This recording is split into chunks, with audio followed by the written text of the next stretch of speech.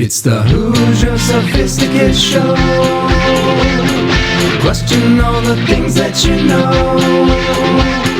Steve likes the weed. Steve likes the weed. Tell you about DMT. The DMT. Hoosier Sophisticate Show. The Hoosier Sophisticate Show. Hoosiers with the drink, sophisticated blasphemy. It's the Hoosier Sophisticate Show. Question all the things that you know. So let's set our minds free for the singularity.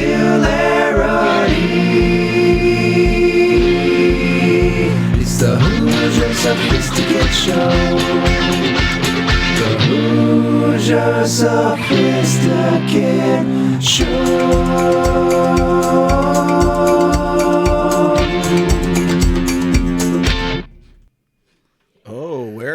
We're in a weird place right now. Welcome, ladies, gentlemen, non-binary, sentient artificial intelligence, all of you 420 celebrators. Hey, you freaks. That reminds me, Craig. Welcome to the Sweet Leaf Emporium Hoosier Sophisticate Show in our new studio. Happy 420. Happy holidays. A couple of big holidays back to back, buddy. Couple of big ones back to back. First of all, want to apologize for the technical difficulties. Let's just get it out. Don't apologize Get it to him. Out there, okay? It wasn't our fault. We were supposed to be live with our friend John Payne on the quarantine tapes. Technical difficulties with the Zoom call and the broadcast software. We're going to get it worked out. We're going to do his show with him. It's either OBS is messed up or God hates us. It's one or the other. It's one or the other. So yeah, threw us on tilt for a second. No, I'm on. I was on tilt. Still am on tilt. So we'll see how this show goes. Okay, well, we're just gonna have a good old time. All right. You see this setup? Say hi to Scotty. Hi, Scott. You can say hi. They can hear you. Can you hear me? We can hear you. Well, yeah, if you want to. I mean, I'd lean in a little bit to it, like you can't be too nonchalant, bud. That might be a little too close. Might be a little too close. We miss Mike. We do miss Mike. Shout out to Mike. Happy holidays. We're joined by our buddy Kyle. Kyle's here hanging out with us. You're gonna put him out there on quarantine? Yeah. Like we're trying to. Is that okay? Are you okay with that? Yeah, okay. All right. Good. Quarantine. Yeah. People are starting to lose their shit over that, bud. A lot of weird stuff's going on, buddy. People are starting to be like, you can't lock us up. I just love it, dude. I love that people are like, no, I don't see anyone dying in the streets. He maintained its distance. He's keeping it in the house for a little bit. They can't hear him, so I'm gonna relay everything. But yeah, no, we even spent the night at the lake. We did spend the night at the lake, and I don't regret it one bit. People are going a little crazy. They want to get out. You know, I think you posed the question. Are you ready? Are you ready for this to be done? I didn't. It was, are you ready for this thing to last through the end of May? That's what it basically, yeah. Are you okay with that? Are you good with that? Are you okay with it? What was your comment on you're not good with anything for the greater good? Well, I don't like the idea of anybody being ordered to do anything. I think that is a major concession on our behalf to government or to, governing bodies to give them the call to say that you can't move freely. Now, with that being said, that doesn't mean that I'm against following what some of the leading medical experts are saying. But the data's starting to get a little bit better. It's starting to be a little more promising, showing that, more people have probably been. There's a study that came out in the New England Journal of Medicine that showed when they did tests in New York, there were a bunch of people that already tested positive for the antibodies in it, which basically means that our mortality, our death rates are hyperinflated in the numbers because so many people have already contracted it and unknowingly, unbeknownst to us. So there's all kinds of positive things that are coming out. CBD? When I say I would love some CBD, when I say that, I'm not, I don't like any kind of actions for the greater good. I think history has been a pretty good foreteller of history's been a pretty good indicator of what happens when things are done on behalf of the greater good. With that being said, I think that we have a personal responsibility to Don't you want your leaders being like, I do it's for the greater good? No, because the greater good is the greater good is a fallacy. It's a. I mean, I what's guess, good for yeah. one is not necessarily good for the I guess other. the greater good is like everyone should have something to eat. And, that's what you think of when you think the greater good. There should be no poor people, but it's like, how are you really tying those two things together? Like, how do those go hand in hand? What are the? I mean, it's Like, it's such a nuanced discussion. I agree it's for the greater good, but everybody kind of playing their role and doing their part, I think, is for the greater good. And that's really all we're doing as far as a species in the universe learning about the universe. Yeah. And if we all just play our role, whether it be a shitty role or not, Yeah. somebody's got to play fucking Jafar. Well, You know what I mean? Somebody's got to fucking play him. No somebody one wants to play Somebody him. wants phenomenal cosmic power. Somebody's going to like that. Somebody's going to be And I got that. news for you. You all have phenomenal cosmic power within you. So no, basically what I was just saying was, listen, everybody's ready for You this hate to be people. over. Yes. Yes. I got it. Everybody is ready for this to be over. It's weird times for me personally, like as far as like, the economy and everything. And I understand people are talking about, we got to put human lives above our economic needs. And I mean, that's certainly, if it was zero sum, I would say, yeah, that's absolutely what we need to do. But, a crashing economy where people don't, I mean, we're basically having to relearn everything about living in modern society. What changes not as after it this? working. Depends on how long it goes. Let's say I think I if they open it up fairly quickly, I think even to the end of May, I think very little changes. I think people will be a little bit better prepared. I feel like that's the breaking point. I feel like 1 or 2 months people can survive. Hit them with 3 or 4. Oof, that's tough. I mean, it's a full fiscal quarter. Like I've heard For that real. before.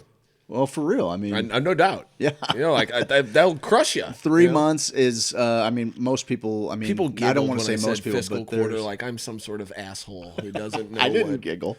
I know you. I'm locked with you, eyes with buddy. me, and yes. you're like, yes, which is good. You saw all the work for I've sure. done. Listen, I not to get too far derailed, but I all of us want it to be over with. I don't want anybody to tell me. I don't want anybody outside of my door telling me I can't step outside. And Let's that's say- not really happening on a broad scale, but it is happening in some places. So I mean, it is at least worth discussing. Let's say Kyle re-enlists and he comes to your front door and he's like, "You got to get off your property, motherfucker." I don't think I would do that. Well, I'm just saying, hypothetically. He swore an oath. Hypothetically, what are you gonna do to Kyle? I'm gonna invite him in and ask him if he wants to take take a little toke of CBD. That's what I'm gonna- Like this quarantine thing ain't so bad. Not so bad, man. Yeah, not so bad. Listen, I'll tell him you came by, said I couldn't leave. It's all good. I'm just a squatter in my own home. No, Yes. I'm ready for it to be over. But I did catch a few. Moral of the story: Daddy pulled out a few largemouth bass. A couple down of the them. lake. A couple more than I did. Nice. Couple more than I did. Using them nice blue worm, just bouncing off the bottom in between the decks. We stayed at Land's End up at the Gravois Arm. Gravois Arm was hot. Gravois Mills. Boy, the Gravois Arm's hot with them. You Gravois Mills was jumping. It would fish just popping, percolating at those. Like They did. There was a moment late when we did a little night fishing after everybody went to bed. There was a moment. There was a moment between where, us. well, there was. It was strange that as I was trying to explain all these jumping fish, you walked over with only a T-shirt on, like Winnie the Pooh. I thought that was kind of strange because it was cold outside. Oh, it was a T-shirt with your face on it. Hoosier Sophisticate. It was. Yeah, I was like, what do you think of the new gear? Pretty cool, huh? And I was like, Steve, I'm not gonna lie to you. I can't stop looking at your penis. Yeah. It was a long shirt too, and where your mouth. I was only cut getting. It was out. like it yeah, it was like like a reverse underboob. fanny pack. It was like underboob. Yeah, exactly. It was perfect. Yes.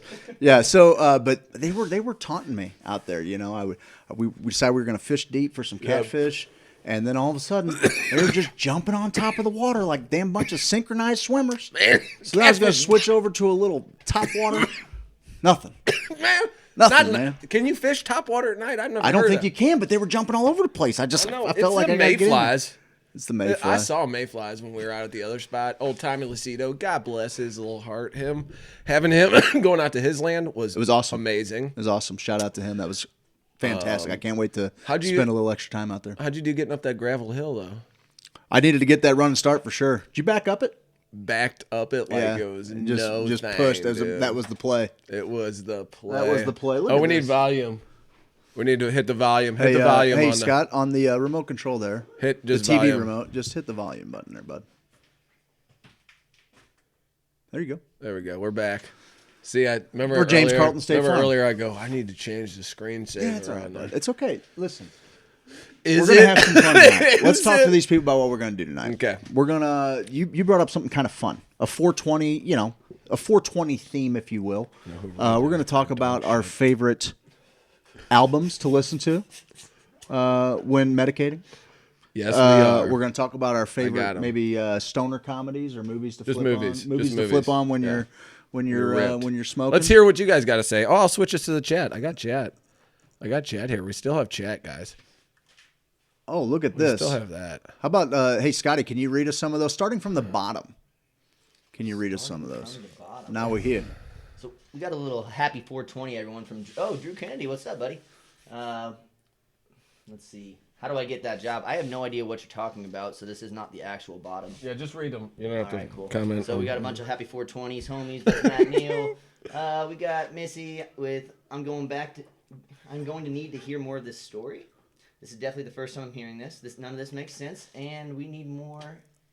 I love the new setup. That's Mike. Hey, Mike, I miss you. We do miss you, Mike. Yeah, we do, buddy. Okay, so what story are they talking about? You coming over with the long shirt? Yeah, probably. That was a joke. It was? Yeah, it was a serious joke. Well, That was rude. I should take the chat away right now. Just take the chat right I'm away going to take from the him. chat right away. I will. Oh, well, look at that. So Boom. what? Okay, so we talk about 420, and 420 is. What are your favorite stoner things to listen to, and what are your favorite stoner Yeah, we want things? you guys to comment along in the Yes. chat. Let us know Yes. what's your favorite album to listen to when you're getting lifted. What's the movie that makes you giggle uncontrollably, no matter what, when you're feeling a little funny from the giggle bush, when you're on the giggle bush? Okay, we talk about 420 a lot. I remember like working, when I was building limos or working in my dad's shop doing metal work and stuff. Like there were guys in the shops that were all smokers, and I just 420 was always.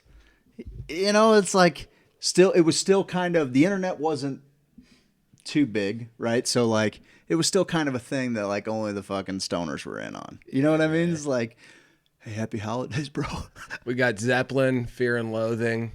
Those are great ones. If I am going to Dogma, Miss and I will watch Dogma anytime that it's on. I don't know if Fear and Loathing changed me or if it's just so accurate, but I always go through a scene at some point of my trip where it's the adrenochrome scene where the lawyer is talking He's gonna kill him. that he's talking to someone on the phone about God knows what, and he's like, "Ah!" acting like he's being murdered while he's dipping all that adrenochrome, and it's just chaotic. I always have a moment like that, and when he's doing the whole lizard scene, Oh, for sure. When he's tripping when they first get to the hotel, just like I know what's real and not, but I'll have spurts of like. like Trip Recall, where you see No. that? Like in each trip, I have a moment where it's a build-up crescendo, just like the feeling in those scenes. Not necessarily anything crazy where I'm like, oh, I'm starting to lose control. Whoa. And I'm not in a place where I can just be like, yeah, go ahead and lose control, bud. Because that's where set and setting comes in. You can lay down and be like, yeah, let your brain lose a little bit of control. It's awesome where it goes. It's awesome. Follow it. Follow that brain where it's going. But when you're like in a crowd of people, you're like, oh shit, man, I can't really focus on Modest Yahoo right now. I'm starting to lose it. And so you start like, and people are like, jibba jabba, jibba jibba jabba, It's all jibba noise. jabba, jabba. And yes, and you're like, okay, I got to escape from this situation for a minute. So I don't know because I tripped probably after I saw that movie.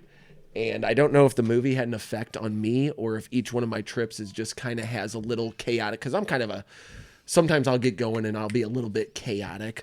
But one of my favorite movies to watch while stoned is The Never-Ending Story. Ooh, that's a good one. That's a great movie, dude. That's a and just good to one. sit back, get stoned, go into the world. Because you reminded me of that the other day with talking about you're the white dragon Falcor riding you. A little reference to that, but I watched it as a kid a bunch and was just in love with it. And then when I first started getting stoned in college, I would put on like the Three Stooges. Yeah, that's cool. Lord of the Rings. Lord of the Rings is Like, is that's good a one. solid. And I yeah. remember watching fucking Neverending Story one night, and I was like, "Oh shit, this is kind of scary and crazy." Like I was just in the story. So that's Sure. one. That's one on my list. What's one on your list? One on my list. I mentioned it the other day. You asked about favorite animated movies, and when I first started smoking cannabis, I mean, I was really young. You know, the first times and like what we did was we either tried to sync up, Dark Side to Wizard of Oz. Awesome. You have to play it twice. Yeah, you played Dark started Side on twice. the Second Lion's third Roar. Lion's Third Roar, Lion's Roar, and okay. second Lion's that's what I Roar, and then you let it. You get let through it play twice. and Don't you? Don't you go through the album twice? Yeah. yeah. It's pretty cool. It's really cool. But anyway, so I remember those, but heavy metal was the one that like I remember we would watch it all the time. All the time. Anytime that I was like, oh, we should watch heavy metal, man. Like probably the first that or Pink Floyd's The Wall.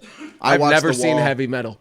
Oh, you should make time and do that. And you should do it. So many people said extremely they loved lifted. it. Oh, dude. That movie was made in 82. I probably saw it. I saw it probably before 98, but like when I got older enough to party, like I remember watching it and it was like it changed my life, dude. Scotty, you want to read some of these comments real quick? I need to. I will watch it.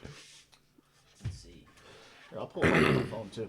Oh, perfect. So yeah. Neverending Story is a pretty popular vote. We got multiple people that looks like your wife said she's gonna look into it tonight. So What's that? might get to watch it again. Neverending Story. Oh Okay. yeah, it's a wild ride, honey. Like I don't know if we have to rent it or what, but ooh. Rachel Crawford said heavy fucking metal, which I'm with Steve. I've actually never seen that myself. Oh, guys. We should watch that. First off, the soundtrack is fucking like it is awesome. The soundtrack Okay. is badass. It's just about like little space. You know what it's like? It's like Hoosier on Adventure. It's a couple Really? of space Hoosiers just traveling through these different worlds. There's all kinds of, mature animation, but it was being done in the early 80s. I mean, like nudity, sex jokes. The voiceovers are great. John Candy. I was gonna say any. Oh yeah, there's a bunch. You'll recognize a It's bunch like of the He-Man voices. type cartoon looking, isn't it? Every world is different. There is a world that's like really? there is a world that's like Amazonian What's warrior that princess. show on Adult Swim? Oh, Metalopocalypse. Metalocalypse, yeah. Yes, Yeah. that's what I'm. Metalocalypse is phenomenal. I've seen that a few times, and it's laugh phenomenal. to do with It's the one of mustache funny- and yes, like the the base, yeah. but Murderface is his name. Murder face. Murderface. That is actually a great we'll just use that as a little honorable mention. That's a great anything that Brendan Small does is great to watch when you're stoned. Home movies, Metalocalypse. Oh, okay, yeah. For sure. Like, Home movies is great. Home movies is tremendous. So I remember like that too. Like we had awesome Adult Swim. Oh yeah. Back in the day, like what do you call it? Robot Chicken was Aqua pretty Teen good, Hunger 15 Force. minutes. Oh yeah. Oh yeah. They Bobby were Birdman, they were Attorney so of they were Colorado. so funny. Anyway, what's an album? Okay, so my first album, and this is something I could put on any time, but there's nothing I like getting better and getting smoked out to than the newest Jack Johnson album. It came out in 2017. It has subplots. It has just seen a face or something like that. Here, take that for a second. I've just seen a face. no, I no, can't I don't think forget that's the it. time Oh, or place where we just met, just a girl from me. And I want all the world to see we met. La da da da da da. The album is called All the Light Above It Too, 2017. I kind of I've delved into that album too much. I bypass. He doesn't play the whole game with I'm going to do a world tour. He's like, I'm going to do New Zealand, Hawaii, then back to like New Zealand, Australia, and then maybe like some shows in Hawaii, then like maybe one off the coast of California. And you're like, fuck, man, when am I ever going to see this dude? He just keeps it simple. It has My Mind Is For Sale. That's one of the best songs he's ever written. Subplots that's is saying a lot unreal. because he's written some tunes. It's 10 songs, and it's something you can put on and just let it ride, and it's an amazing little deal. What about you? An album? Okay. I mean, it's very cliche to say all the Pink Floyd albums because literally you could put any one of them on. They're one I want to get lost to, and I'll listen front to back. But I'm going to say one that I got you turned on to a little bit, and I could use this either for smoking or for, getting psychedelic. Alt J and Awesome Wave. Oh, dude. Like that album is front to Great back. call. Like it's a soundscape, and that's what It is. that's what That's I what I'm want looking to. for. That's what I want to be in. I want something that. I mean, the lyrics are great, but I really want you to take me on on an auditory landscape where I'm like just seeing a world around me. And that for me, like the first time I heard it, I was like, I've never heard any band make this weird sound this beautiful. Like that's kind of like for me, I just had a real connection with it. That's perfect because that's the same way with the Jack Johnson. The reason I picked that is because that lake lifestyle feel of being free as an adult, like that freedom that you had as a kid when you didn't have bills and shit, but like the freedom as an adult. And that's what you can listen to when you have time. Yeah. When baby, you got a little bit of time, you can spark maybe a little glass of wine. You can sit there and just kind of close your eyes every once in a while, talk to somebody for a second. You're not going to miss too much, but then you might. And then when you really listen to it, you're like, I was talking for that part. And that was I missed the best that part of the fucking Yeah. thing. Yeah. Alt J is phenomenal. The guy's voice It's so unique. So unique. I wanted to, after I did Arcade Fire, I wanted to find a live Facebook watch of Alt J just to watch. There's a cool Tiny Desk concert by them. Oh, that's really, really neat. I don't know if you've had a chance to listen to it. I yeah, love it's freaking Tiny Desk it's stuff. really good. Tiny Desk concert's got some great. You need a lighter, bud? Yeah, they're He great. just asked if the photo in the background is Craig in a wig. Oh, Who, you talking about Mark? yeah, she's talking about Wilson. He's like Wilson on Tool Time. He's like barely over the fence. Just giving good advice over the fence top. That's awesome. Who would you want as your Wilson? Ooh, like in Any person in the world that would live as your neighbor that you could, like, when you had a problem, go over there and chew their ear for a minute. But they could only show you this much. It could be anybody as long Yes. as you have like Anybody, a southern huh? woman, like black, like call you sugar or baby. Oh, I could be any kind Where's of he mad, going with but this? I get what you're saying. Like a suit, like it could that, be like a that video, grown-ass 400-pound that white video man that got has that a video southern black that woman voice. That's all I'm saying. that video that got shared in our group the other day is like, okay, honey, you doing okay? Oh, I love that And shit, everybody dude. was like, "Oh, you're gonna Made me feel feel this so one." Like, good. so I get what you're saying. Yeah. Yes. Boy, that's a good question. Anybody famous? Anybody just whomever? It'd be cool to have Nikola Tesla next. Oh, door. of all time? No, I'm sorry. I mean Elon Musk. I'm sorry. I messed Well, that see, up. okay, that's funny that you say that because he flashed in my brain for a minute, but he is so left-brained and so That's why I like. think it'd be me and him would be like a great little odd I think he's got a couple, you know what I good mean? sense of humor though too. Like he's pretty I think great it'd be a Twitter great little follower. odd couple thing. Me and him. Me and You- Elon. you and Come Elon? on, Elgin and Elon. I mean, it's a good choice. not You're going to bad. be getting some sound ass. Adam You're going to Sandler be is the getting first guy. Listen, if you had Elon Musk as a neighbor, you would basically have Spock as a neighbor. Like Yeah, dude. you have someone who's going to give you like the logical explanation of what you should do, but also be human enough to be like, I understand the human spirit. Give it a go. But also, like, you're putting together a barbecue pit in your backyard, and he's like, do you need a hand with that? And he's like, hey, And you're like, fuck Elon, I got it, bud. He's like, well, I just got done building I was teleportation going to send machine." my robot over to do it for you Yeah. so we could have some drinks. Oh, okay. Yeah, cool, do that. Cool, right Does on. it blow me? It also bears noting that, like, if you were living next to Elon Musk, you're probably living in a pretty good spot. No, and I doubt that he's working his hedges. You know what I mean? Like, I don't think you're going to get that close You to don't him. think he has a person work on He's his got hedges? people. He's got a robot. teams of people and machines working for him. Another good one would be I want somebody that's Dave got, Chappelle at this point. Oh, he'd be great. because he could make you laugh, and he's deep. Like he fucking. I wouldn't mind he having gets like some an Aubrey shit. Marcus. Oh, I wouldn't mind having. But then you got to build a glory hole. So do you That's really want to true. do that? That's Like true. if you're gonna go through that, you got to fucking go full. Well, they work full two bore. ways. Full, no doubt, dude. You guys could dock in that thing. Oh, in the nice. middle, in the actual, middle, and both be Okay. eye to eye with Meet just in the the middle. Neath that Well, son, that's what sky. Diamond Rio was talking about. Yes. Yep. That's exactly right. Oh man. That's awesome. Now, Aubrey'd be a good pick. Ooh. I would like Does your even, brother even have my any? even my buddy Luke, Shit, dude. Like my buddy Luke. Oh, he'd be great. He'd be a great little, somebody that's got some sage advice. I think that's what I would want next door. Is your new chair on fire? Yeah, everything's going. I don't know where these came from, but I'll trade you. I can work. this is what I'm.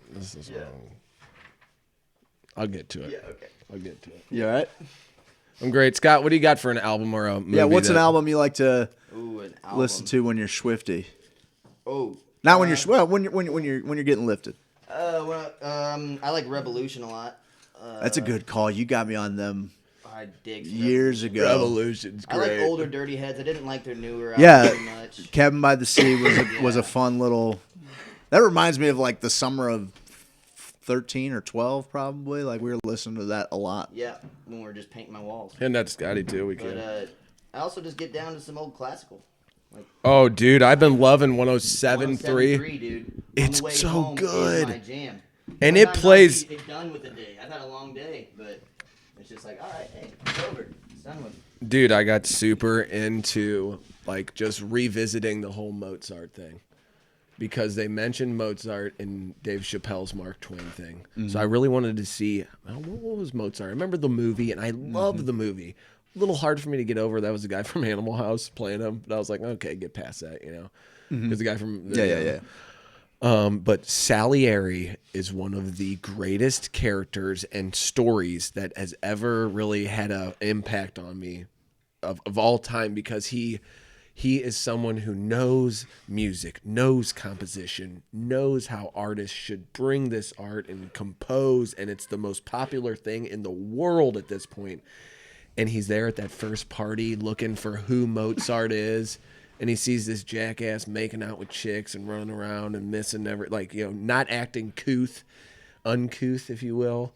And it ends up being Mozart. And then the torment that came with him that he could. Mozart was big into ass play. He invented ass Big play. into ass play. Dude. One of the famous songs is You ever heard of a? Licks Me Arse. Oh, well, that's what Requiem's for. His last one. A lot of people think it's about his death, but it's about ass play. No, yes. Seriously, this is not a joke. Yes. No, it's not. Mozart was heavy into ass play. Look it up. Google it. Shut up, dude. Google it. I'm not gonna Google Mozart and ass Yeah, play. and I you're gonna refuse. get some weird shit. You ever heard of the Oh, Mozart? you're gonna Bugle? get some real weird You ever shit. heard of the Mozart Bugle? It's a good deal. That's a good deal. Okay. But I'm actually Salieri Googling having Mozart ass to play. Salieri having to deal with the fact that he was, an artist and really educated. Mozart and scatology, but first shit in the bed and make it burst. Sleep soundly, my love. Mozart, leak meek, I'm arsh. Canon and B flat. It's Canon in B flat. It's a song about licking his a-hole.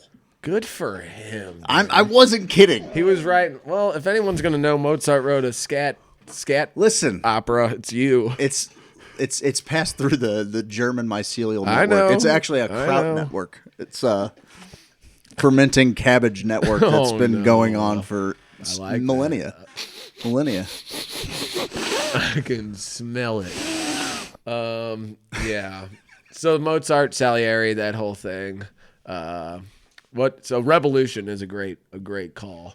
It leads me to my second music pick, which is Sublime, and you can Self-titled? No. Someone else chose Sublime. Nope. also. You gotta go with either Robin the Hood or Secondhand Smoke. 'Cause Okay. Robin the Hood has hits such as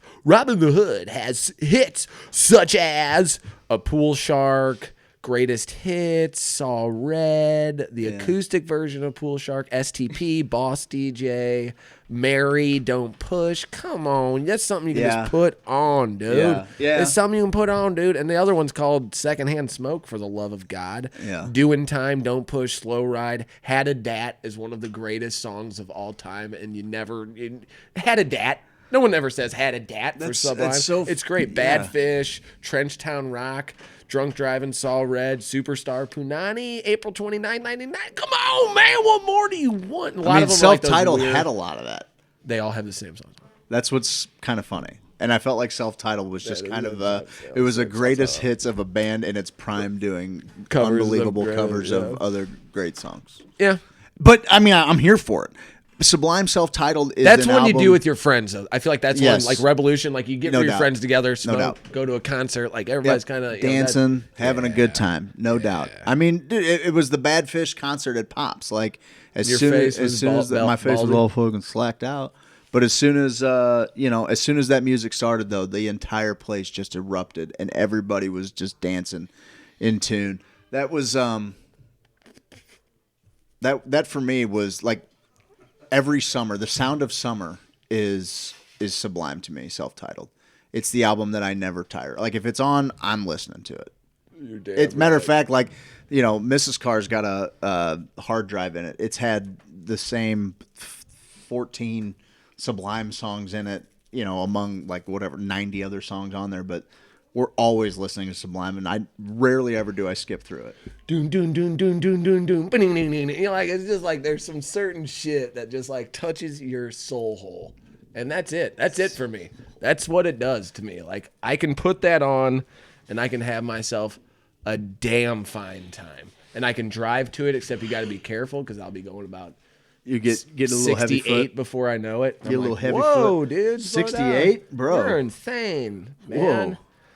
You got a little something like right here. It's not on camera, but it's kind of bugging me at this point. Well, I don't want anything on my face. It was ash. I don't want anything on my face. What if you have a booger in public? Do you hope someone tells you, or do you hope they just like leave you to your own devices? Who's telling me? You're at a conference, and do you want? Like, who has to tell you that? Depends on where we're at in the day, I guess. No, I don't know. Like, I want the first person who sure, sees a yeah. Hey, you booger got something in your nose. Like, hey, dude, you got a big fat booger hanging out your nose, dude. I mean, yeah, I want to know that.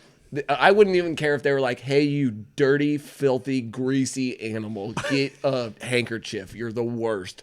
You have a booger hanging out your nose. I would go, thank you. Thank you. I mean, it's simple. Sir, you got to we get it.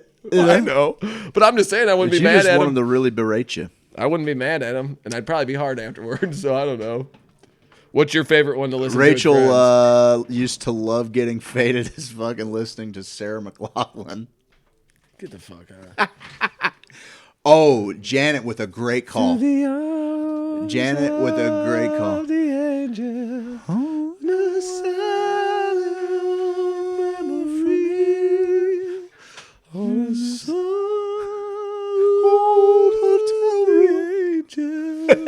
Donate now to save lives of these poor animals. Some comfort here in the eyes of the wreckage. I'm just joking. Thank you. I was hoping that I mean, I'll let you live in that. You were I'll feeling live in it it all day. Hey, I'm crying. Janet I'm had actually crying. Janet had a great call, which is Janet. great for both a soundtrack, like an album, and You see this little suppository here? See that? listen. Janet says "Across the Universe" soundtrack. Ooh. That's a good one. That's a real good The one. best version. I don't like any version on there better than any Beatles version. While My Guitar except- Gently Weeps is really good, and It's Let okay. It Listen, Be. all those are great. They're fine. They're not the original. That dude playing "Oh Darlin'" with that chick, Yeah. it's like Jimi Hendrix redid that Yep. song as far as the. That was the whole scene was basically. I mean, it was obviously a Jimmy and Janice homage, but yeah, he And killed he it. and then plugs back in. Yeah. Oh, Wow, and then he my dumps it. God, dude. Yeah, it's awesome. That's a great record. That's a great call. Dude, that's one of the greatest renditions of any song in any movie. And she's in the background going, forget this dude. Forget, because she walks off stage.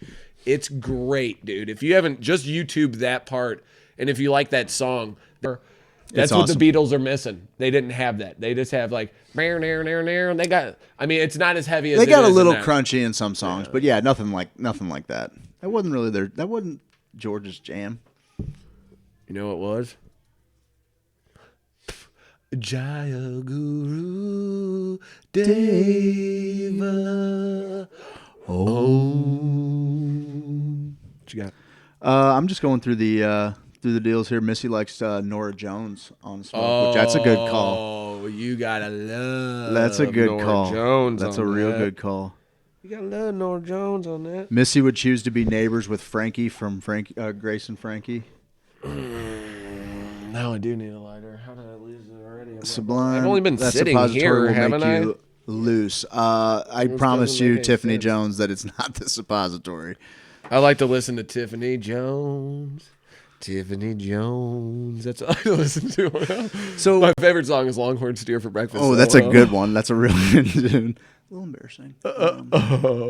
What's your favorite band to listen to and get like hyped up smoking? Like with some friends for like is there any band like 311 where you into that? Yeah, like, I was into 311. I was into Incubus. I'm trying to think. Oh, Incubus is a good poll. Oh, I got one. If I was trying to get amped up and like have a good time, the most fun concert and one of the most fun times ever being stoned was seeing Head Automatica. I played them. I good played them call. for you. They played at the Creepy Crawl, which was the fucking coolest venue, man. Yeah. And it was just, I mean, we were packed in there, and the whole place danced literally from the first strum of the guitar until the end. It never stopped the whole time. It was raucous, man. It was super fun time. So that album, Decadence by Head Automatica, I've played you some songs and you were like, Yeah. oh dude, I could get into this. They are I a need to fucking revisit killer. them. Killer. But I'm gonna throw out. We always talk about phosphorescence, so like I'm big into Muchacho, but I would Lord Huron. Ride On is one of the greatest songs of Muchacho's a great album, dude. And I love C'est La Vie. His latest album has some great tunes. New Birth in New England, like Phosphorescence, a jam, dude. Oh, they are absolutely a jam. Scotty, you want to? Oh, did you have one? Is that what what were you gonna say? Yeah, I'm just Lord kicking. Huron. I'm just kicking around different albums. I'll think Okay. of something. As far as getting hyped up, I'd say Limp Bizkit. I get Really? Really? like break That's funny. stuff, you know? Like, You that's- are a fucking dork, my man. Hell yeah. No, I My like brother, Limp Bizkit, you were a actually. little. I mean, you were a little guy when Limp Bizkit was. I was still. And bouncing off the I walls, still breaking say shit. this, unabashedly. I saw them in a concert. It was Metallica, Linkin Park, Limp Bizkit, Deftones, and Mudvayne. So like it was Summer Sanitarium Veritable tour, who's who. and it was a fucking big deal. And it was that summer that Linkin Park had released their cover of Behind Blue Eyes.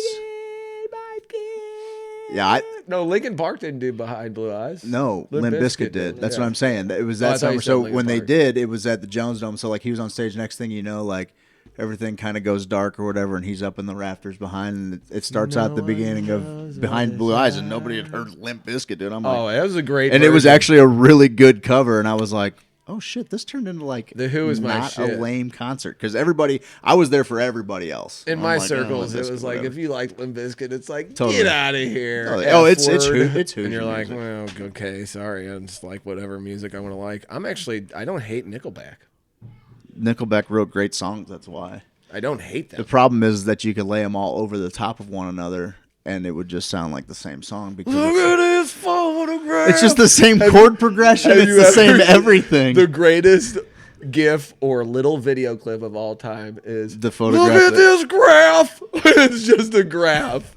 Or a And it just giraffe. says, "Look at this graph," because it like someone just fucking took the photo off of it, and he's holding a graph, dude. It's my favorite thing that's ever happened to Matt Neal humanity. says chocolate starfish and hot dog flavored water. "Oh, was the Matt album. Neal gets it. Man, we got Nine a young Inch buck Nails, the right on. show. I'm with that for sure. I love Nine Inch We Nails. got a young buck on Though the it matters show. who you're with too, because Drew said he commented Wiz Khalifa, and I mean, there was times that we got down. Oh, I just Wiz never play rap Khalifa unless is I'm with certain great. people. Yeah, no doubt. That's My third pick, as far as music goes, is I had a great moment when I was first getting kind of stoned. I was driving home from seeing The Who in Hershey, Pennsylvania, heading back west, man. Town smelled like chocolate, dude. It's great. Remember these two dudes in front of us? Robert Plant opened up for The Who. That's pretty Me and dope. my buddy went. He was 19. I was 18. We were like, let's do this thing, man. We get there. There's a rodeo in town. There ain't a hotel to be Rodeo's found big anywhere. fucking doings, bud. We go to the chocolate town. Especially in Sasky. Oh, for sure, man. Hey, boy, what am I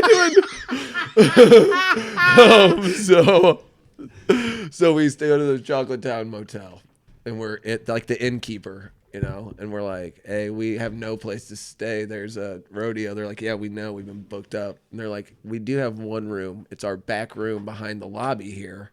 If you guys can stay in there, it's one bed. Somebody can sleep on the floor. You guys can. They actually clicked at you. Yeah, I was like, okay. It was 02. It was cool. So then, and this was the Who's farewell tour. I think 4 tours. They've done 4 since then. Yeah. This was there. This is when Roger Daltrey was really starting to get mad about the weed. Yeah. The ox had just died, so we weren't even sure if it was going to happen. Aunt Whistle had just died. So we drive out there. They end up giving us a room, which is funny because this old man who ran the place comes in like a wife beater and tidy whities in the middle of the night because that was their bathroom too. So he had to walk through our little room. We're like, what the fuck? This is like assault. Like, you know what I mean? Like, Yeah, that's kind of a little bit strange. 18, I'm barely legal, dude. He's like, want to see these old man balls? And I'm like, sure. I don't know. I'm curious. Whatever. But that's besides the point. I'll tell that story another time. So on the way home, after having this awesome time at the concert, I remember these 2 dudes getting hella stoned in front of us. They were like, me and you in like 15 years. They were just fucking losers, man. Just at this concert. They were just at this concert like Wayne's World Robert 2040. Plant. Yeah, exactly. They were just like digging Robert Plant. Robert Plant almost got a bigger ovation than The Who. So Robert Plant opened for him, did a few Zeppelin songs, but he had like a new album out, and everyone's like, "Come on, man!" Well, actually, everyone loved him, and he had white pants on his hog, just outlined like a madman. Still got it. So he goes off stage. Pete Townsend comes up. He's dressed in all black. Now they got green lasers shooting out of this high school football stadium because like that's what it was. It was like a big high school stadium, small college stadium. Yeah, okay. So that's where it was, and they shoot these green lasers. I had never even seen lasers at a concert. I'm like, shit, dude. And we're like maybe a little secondhand stoned. I'm still at that point where I'm like, oh god, you're smoking weed in front of me, my eyes. And so they shoot these lasers, and all black hits the stage, and Townsend comes out in black sunglasses, black like trench coat. It was like a trench coat mafia man. And so he comes out, he just steps up to the mic, they flash a light on him, like kind of not that bright. And you can kind of see the other guys moving around in the background. The crowd goes crazy, and he leans up to the mic, it gets quiet. Fuck off, all ya. And I'm like, oh my God, dude, this is amazing. So we have this awesome time. Well, on the way home, my buddy pops in Bob Dylan's greatest hits, and the sun was going down, and we were chasing the sun, so the sunset seemed to last forever, like it lasted longer because we were heading 70 miles west. And every song on there, I'm just like, fuck, could this motherfucker write a tune? And he's doing it at 17, 18, some of these songs that he wrote. And the time period it makes you think about and all the influences he's had on everybody. And it's like a dude who sounds like this can have this effect on the world just because he said, yeah, I can. So his greatest hits, it has like all the Rainy Day Women, like I didn't really get into him until recently because I couldn't get over the voice. But I mean, as you get more experience in life, and then you look back at his work and like, he's writing "Don't Think Twice, It's All Right" when he was 19 years old, and that's the song of a fucking 37-year-old, 39-year-old fucking broken man that just lost the world. And I'm like, what the fuck? Like this? Like, yeah, he wasn't the funnest at parties, but goddamn, dude was writing a fucking tune though. Hey, you want to tell him about the giveaway? Maybe they can do it. Yeah, right now? Sure. Oh, yeah. As far as making one last minute donation. Yeah, because we'll do this after the show. After the show, we're going to do a raffle for the Josh Ripple piece. It's worth almost $400, guys. This thing is killer. $5 donation. There's a link on Sophisticated Hoosiers on Steve's page. It's a Fundly link. For every $5 you donate, you're going to get a chance to win this thing. And I think we've raised several $100s. $430, I think. We're $430. Yeah, the piece is valued at $385. Jason over at Sweetleaf just says, use this to help people. Yep.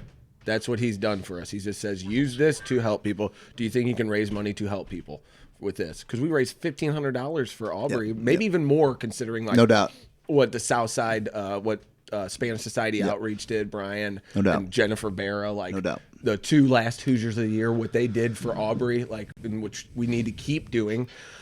But he said, do this, raise some awareness, raise some money for a good cause. I just trust. Yeah, he you didn't guys. put any stipulations. Here on you go, it. do it. So, and then you reach out to the page. And I think our buddy Marty Radel. Yep. I mean, everybody had a worthy, Totally.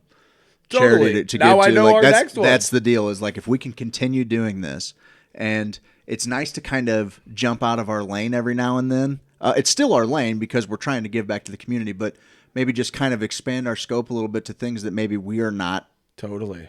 You said it like, okay, one thing that quarantine. Oh, Jesus Christ. One thing that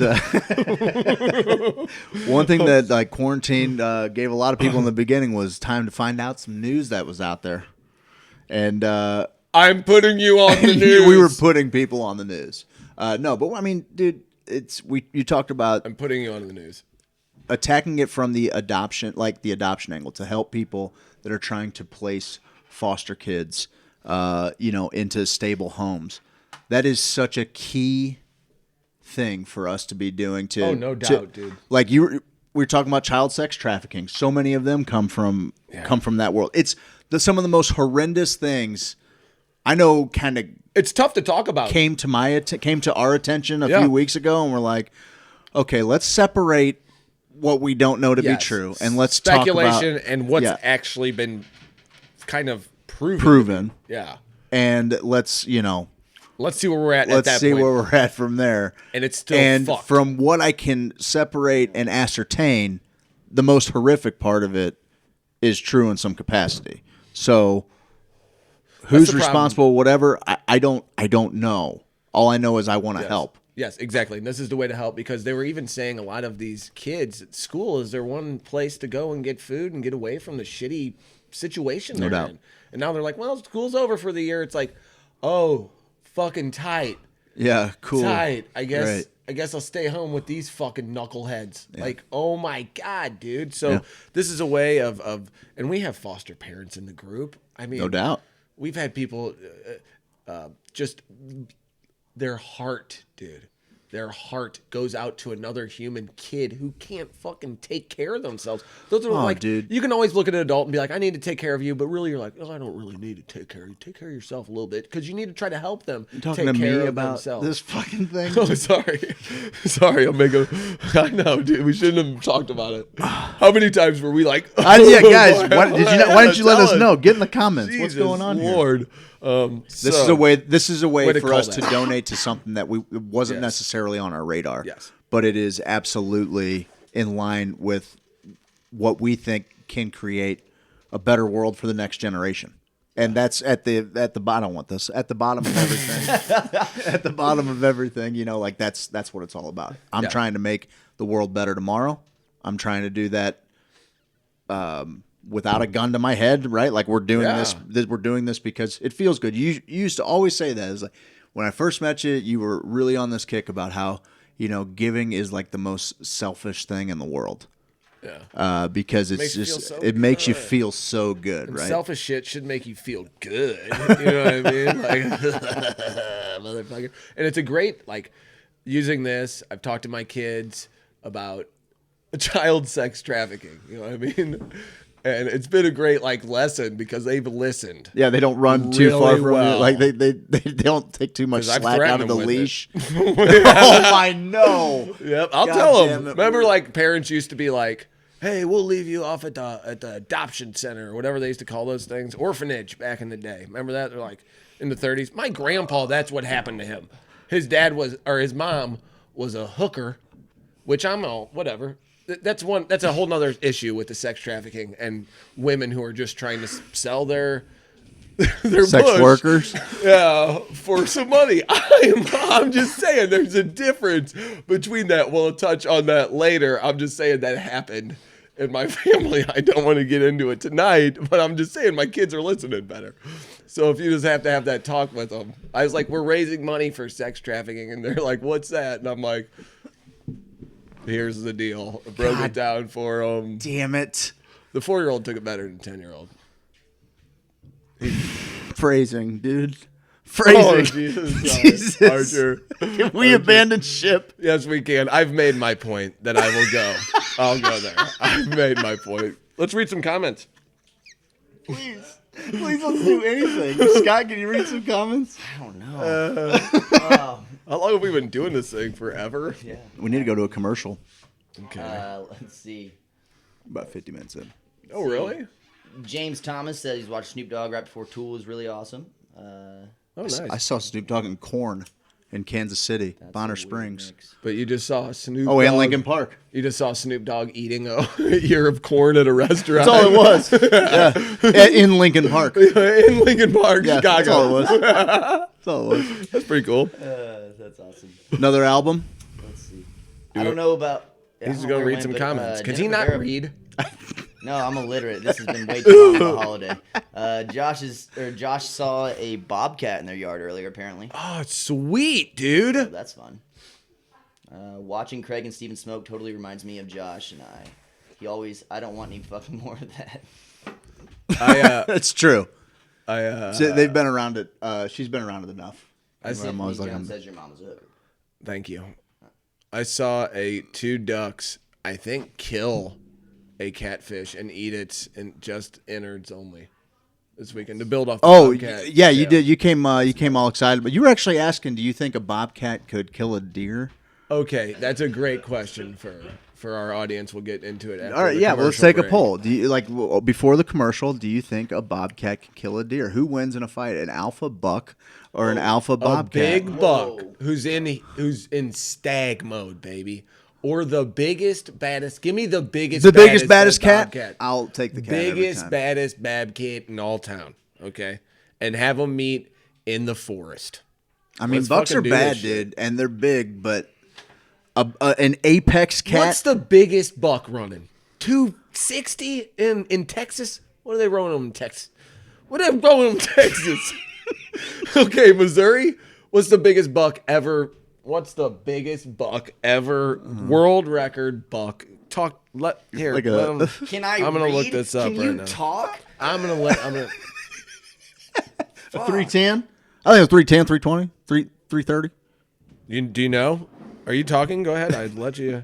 No, he was Record- saying you asked if he could read. He's asking if you can talk. Oh, good call. Oh, that was shit. I didn't even get it. It was such a terrible joke. All right. What is 333 and 7/8 inches? What does that mean? Heaviest. It doesn't have to be a Missouri buck. I'm looking at What does it matter? Okay, you're just trying to give some points here, like heaviest deer, a few 100 pounds. heaviest buck. It's going to be a lot heavier than the Yeah, cat. Yeah, it's not a pound for pound thing. No, it's going to be a lot heavier than Dude. the cat. Dude, What do we a got? Minnesota buck. Minnesota. A Minnesota buck. Minnesota buck. Minnesota. The state conservation department calculated its live weight to be 511 pounds. I think a bobcat could still sir. take it down. Largest that was just the largest one that's ever been killed. No. Largest Bobcat's not getting that. bobcat on record. What do you think a largest bobcat weighs? Did you see that? Probably like 56. 80 pounds. Yeah, maybe. That's like the 50. Yeah, 50 pounds. 50. Yeah, that doesn't. A fifth. You want a piece of a 50-pound cat? 60 or 70. I have a 65-pound pit bull, and it could probably kill a young deer. A young deer. I'm talking about It's a a buck. domesticated Yeah, with but a big old 50-pound chest. cat A would bobcat? fucking carve I that had an bitty 80 up. pound. I had an 80-pound pit bull that was just Thanks for game fixing up bred. with me, bud. Yeah, no, it was. Listen, a 30-pound pit bull is the most lethal fighting dog on the planet. That and a Tosa Inu. If you don't know about Tosa Inus, they're a Japanese fighting dog that will actually lay. They don't kill each other. They'll fight almost to the death. Is Shiba Inu? Tosa Inu. Look them up. I had never heard of them before. They're like a big brown. I love your dog knowledge. I always forget how much I love dude, this. I know all the dog now. Steve has like that this one. is What we the should, hell? this is what we should be doing Dogs all the and time. birds. Anyway, talking about the Tusaina. But he was more about me one-upping him. Well, I wanted the biggest pit bull ever, and it was funny because I got a pit bull from Middle Missouri, and I got a picture of the mom with the puppies, and I'm like, oh, cool. I got to pick which one and shit. I was like, that's neat. I was a stupid fucking dog owner at that point, like just like had no knowledge. I got robbed, and I was like, I need a pit bull at the time. You know, my roommate allegedly sold drugs, and I was like, oh, I need some protection. That was the dumbest thing ever. I don't recommend that at all. So I end up going. They send me this dog, or I go pick it up. I go meet them halfway in Metropolis, Illinois. Home of Superman. Yes. So I go, oh, that's cool. So I named him Achilles. I mean, he's on my guitar. He was my best friend in the world, dude. But they sent me a picture of his dad. I'm like, hey, what's the dad? His dad's name was Maynard's Keenan. Maynard's Keenan. I was like, Tool fan. Sweet. So they sent me a picture of the dad, and it's this huge ass pit bull in a chain, just going, like full bite. And I was like, and I remember the ad said something about game bred, and I had no idea what that meant. Bred to fight. Bred to fight. Yes, or it comes from fighting bloodlines. And actually a lot of pit bulls that have been really game bred, they will not bite a human. Like they're terrible guard dogs if they've been game bred, because any dog that bites you in the ring is immediately, they'll just go, okay, this one's dumb, it bit me. Like, it's just a dog. Boom. Okay, get rid of it. So it's been bred out of them. That's the one thing people don't know about pit bulls. This is a dark tangent. I was going to say, I did not expect this. Is this a dark tangent? Go ahead. So the pit bulls, he said something about that. 80-pound pit bull would get tore up by a 30-pound pit bull, so I was not one-upping him. Okay, fair, Is fair what enough. I'm saying, and I went into that long tangent. Just Well, I mean, at least we got to Thoroughly hear about impressed with what your the gets. dog. Tosa Inos. Look those up. Tosa Inu. Are they the little fox-eared dogs? No, they're the big athletic-looking bloodhounds almost. Same color as a bloodhound, built like a Great Dane but bigger. Oh fuck. Okay. They're wild, dude. I love those. I love giant dogs. Man. Okay, but my dog, my 80-pound pit bull, if I saw it in a buck, if it was any other deer behind a buck, I'd be worried about my dog. It needs those claws if it's going to have anything. Well, I think that's the bobcat's only chance is getting on its back, maybe getting run over once and going flick. Oh, I with think the throat. that bobcat could run circles around that. I'm not fucking saying buck. that. And I think I'm that I'm saying talking that. about like just run all over that buck. Okay, but didn't you think back in the day that lions could always beat like a water buffalo or any of those? I mean, types? listen, I'm not But saying those animals, I'm not like, saying always 100 stand their times out of ground. 100. I just think Okay, you know, I'm glad. What are we saying? 60-40? yeah, I might concede 60-40 or and 70-30 buck. even. It's fucking Let's- bobcat. Take a break and actually think of fuck this for a that. while. I think the buck is winning 100% of the time, dude. You're I'm YouTubing it. do Bobcat it. versus buck. do it. Do Guys, it. you tell us in the comments. We're gonna go to commercial. You got the controls, Captain? Yeah, I do. Dude, I've got a great streaming pick this week that I'm super fucking juiced about. We'll talk about some movies we like to get twisted, and we did not mention yet really anything about Bicycle Day yesterday. So in the second hour, I got a little psych scrapbook for them. We're going to talk some psychedelics, talk about some different fun experiences. Hey, we got thrown a little wrench tonight, and I think we're having some fun with it. This is my favorite show. Let's jump to commercial. You guys stick around. We'll be back in about 6 minutes, and we'll have some laughs for you.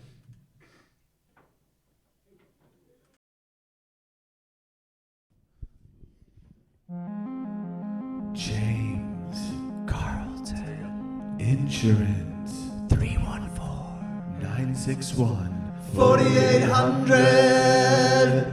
Handsome, Amazing, astonishing, astounding, fabulous, incredible, fantastical, phenomenal, prodigious, stupendous, unbelievable, wondrous, divine. fantastical. No, seriously, he's fantastical. You got a house, Go on and get it insured. you got a car, You gotta get it insured. you got a life. Go on and get it insured.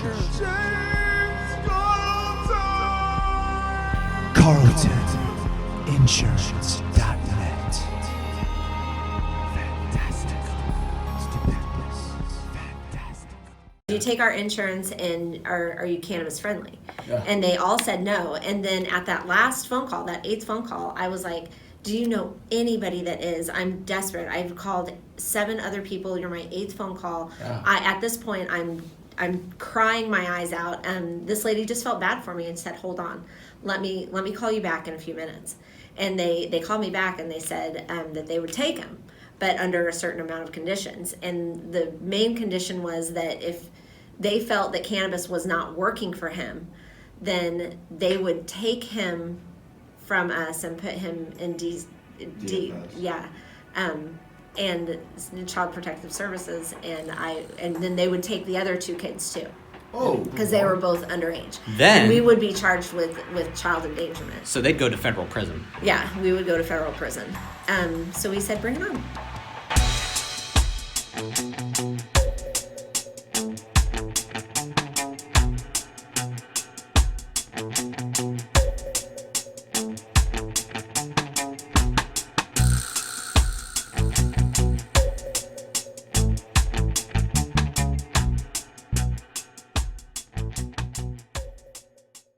Come to privilege, I got good price.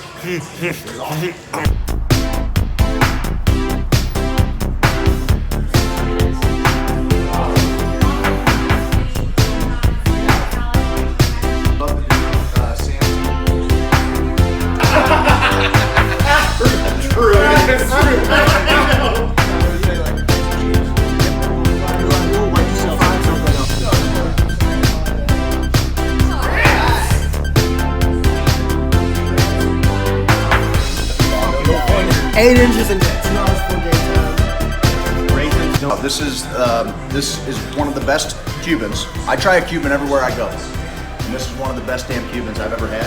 And we've got a little white cheddar mac here with a little cracker mac. Life changing, incendiary. Everywhere I go, I try the Cuban. This time I didn't. I got the grilled cheese bacon burger. Look at that thing. With put some pepper jack on there, some jalapenos, and we got some crinkle fries.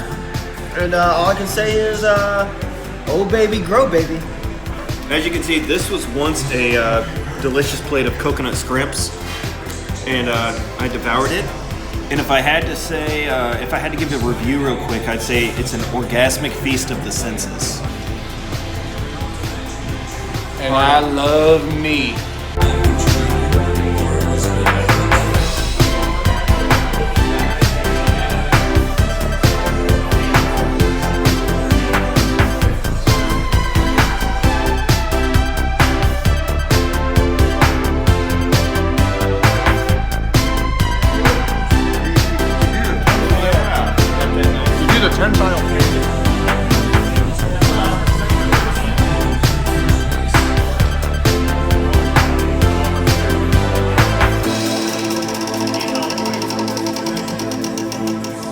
See ya at Truman's, guys. Come to privilege.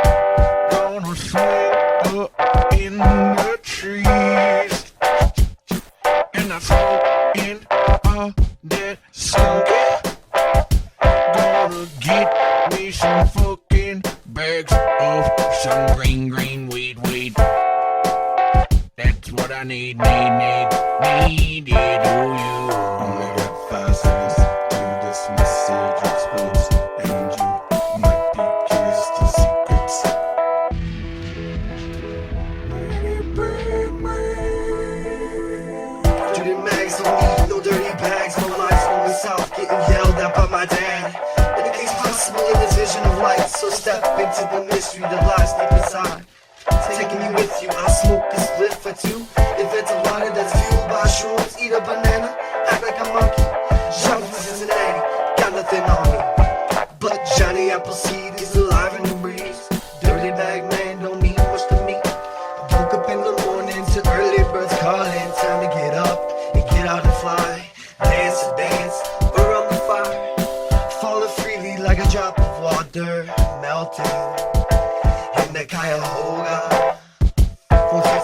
ever. Welcome, my brother. We the people, we have to stand together. Rise like a wave, braver than ever. The future is bright, shine with the tide. When it pulls forward with the ripple from the stone in the sky. Thrown by God. Driving Cincinnati, ain't got nothing on me. Listen to my words, cause this where it comes free. The end is near, so we dance to dance and feel so free in the air. In the air. Oh.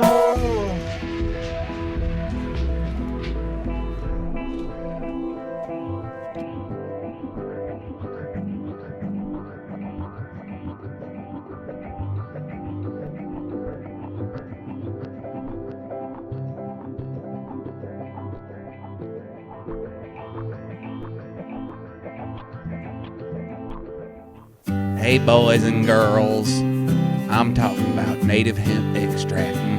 That CBD, inside of me, That CBD, sweet delicious CBD. That CBD, got the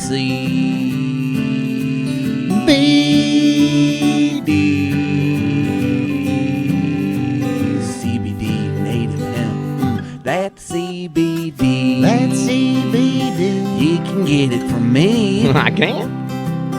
That CBD, inside of me. Inside of me.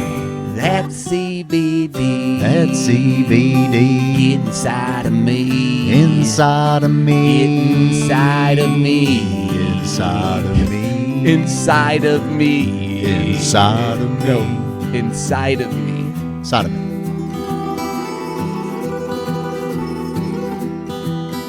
Inside of me.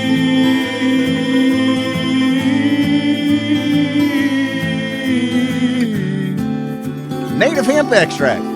1,800 milligrams of total cannabinoid goodness from Pike County, Illinois. Get yours at HoosierSophisticate.com. That's CBD. That's CBD inside of me, inside of me, inside of me, inside of me, inside of me, inside of me. I was just gonna let that breathe a minute. So, what's a movie that you like to get lifted and get? Do you like a caper? Do you like a comedy? What do you? One what of are you the trying best to, comedies ever, and I'm blanking on Your Highness. Your with Highness, Danny McBride, James Franco, Yeah, Natalie Portman. yeah. It is the best. I remember stoner watching movie it. that has ever. There's one part where there's a side character, Danny McBride's little buddy with like the Prince Valiant little haircut, and he's trying to make him laugh because he's like, "I'm mad, make me laugh, do something funny," and the guy's like, and starts making these faces, and Danny McBride's like, "Yay, that's funny!" Like, he's like really entertained by it because he's like a big baby, he's raised Right. like a a regal sort, Right. And he's like, "Yay!" And the dude goes and makes like this triangle with his mouth. He's like, and he goes, "Yeah, exact. That's the face, dude. That is. Stop it. Stop it." And that's what Danny McBride does. He's like, "Not triangle face. Triangle face scares me." And the first time I saw it, I absolutely lost my shit. And another, Natalie Portman, I think, wears a thong and dives into like this water and shit. So it's very sexualized. Okay. Okay. It'll make you want a little tugger in the Okay. bathroom. You Yeah. pull your pud. You pull your little pud. You can pull your little pud. Pulling your pud. That's ridiculous. What's a movie? Are you always opting for comedies? No, I'm opting for my optimal movie when I am stoned now in today's age is a John Wick 3. Ooh, yeah, that's a good one. Is a movie that I'm just the whole time going, are you fucking kidding me right now? Like, Yeah. and I would love John Wick 3 not lifted, but Sure.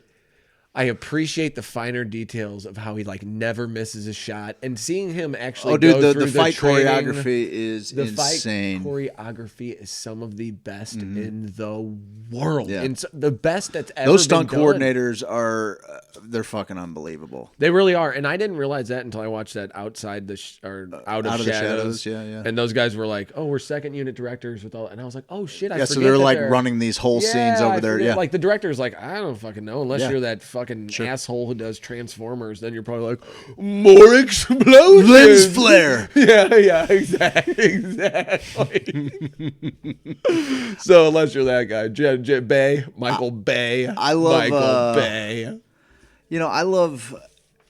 Does it have to be a movie? Could it be like shows? You know what? It's a movie. Yeah, okay. I like Blood. Come on, man. I'll name shows all day too. I gave you time to think I know. about this. No, You I couldn't like. write this I down. like I like a sci-fi caper, or even like the guy. Like we were talking about just recently. I'm into Guy Ritchie. Like I can dig on Lock, Stock anytime, or Snatch. Those are two like really great ones. Fight Club. I like kind of Lock, Stocks is hard for me, harder than Snatch. You're right with Snatch, and you hit me to The Gentleman.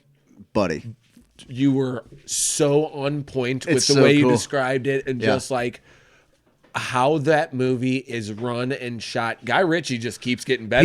He's just got a formula. And matter of Yes. fact, after I watched And at first it, I was like, "Oh, this again," and then 20 minutes in, I'm like, "This again, this again, yeah, I was this like, again, This is no good." doubt. I think Super Troopers is a great weed comedy that like I even turned on Very Super good Troopers call. 2 the other day because I need to give it another can't shot. handle it. I and I fell asleep halfway I through can't again. I'm handle like, it. oh man, am I just missing it? Like, No, Super Troopers 1, the leader of Cola part was the funniest thing I had ever seen in my life. At that point, we watched it that in a and hotel that in and Tunica, the, Mississippi. that and the when they ask Farva what the name of the restaurant is, and they're all just when they Pistol go whip to hand him. him the pistol. Pistol whip That's him. one of the greatest scenes. One of the great. Farva is one of the greatest characters in any comedy, especially in that era of post Dumb and Dumber, post Happy Gilmore, post Tommy Boy. Because we even ran through some of the scenes while we were chilling on the dock, maybe, or maybe in the car, talking about.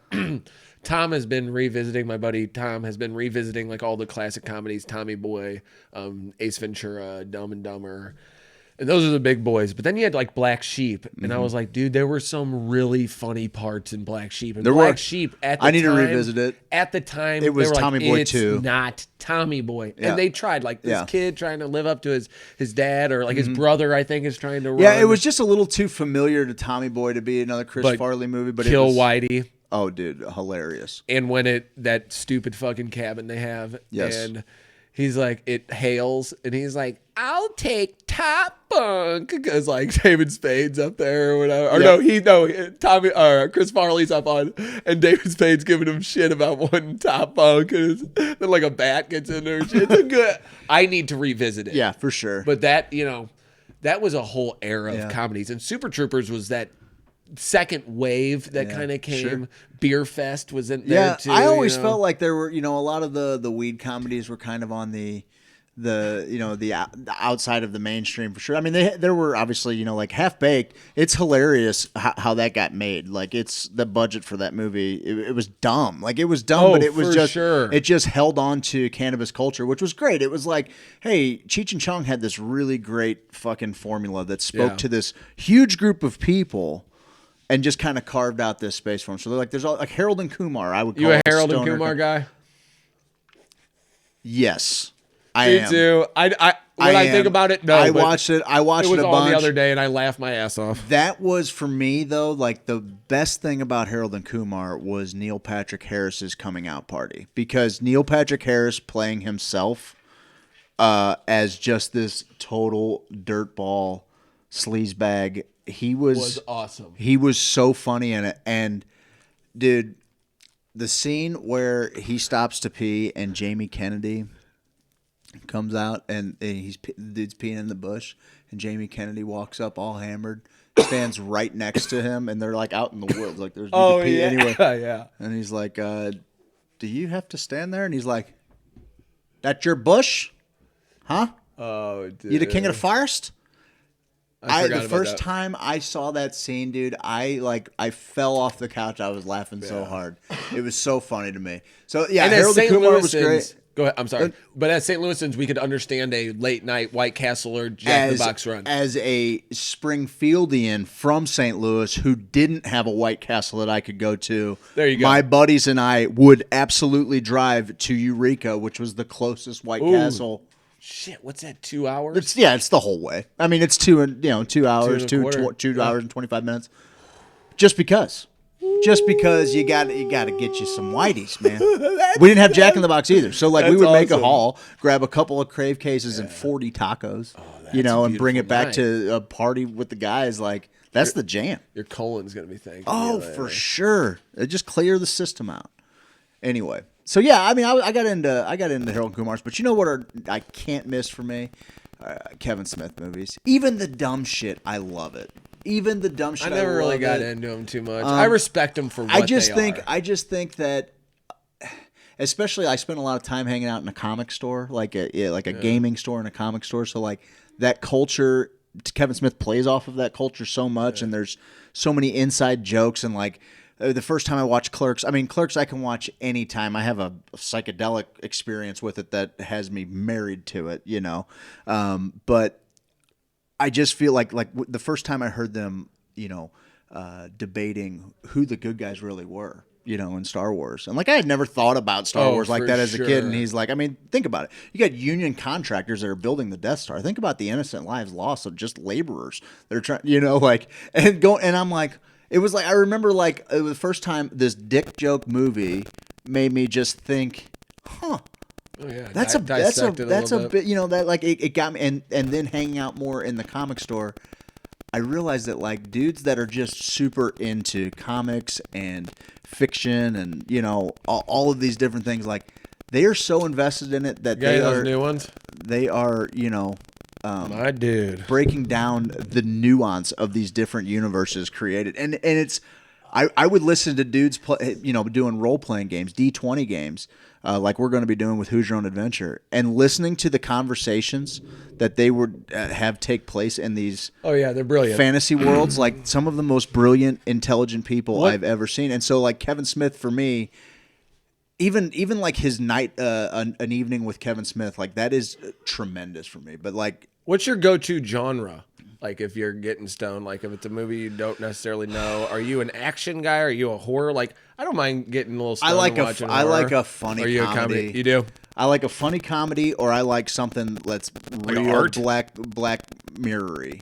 Oh, yeah. I like something Yeah. that's a real Good mind call. funk. Like there's Good a movie. call. There's a movie that is just like has flown way under the radar that I think has one of the most tremendous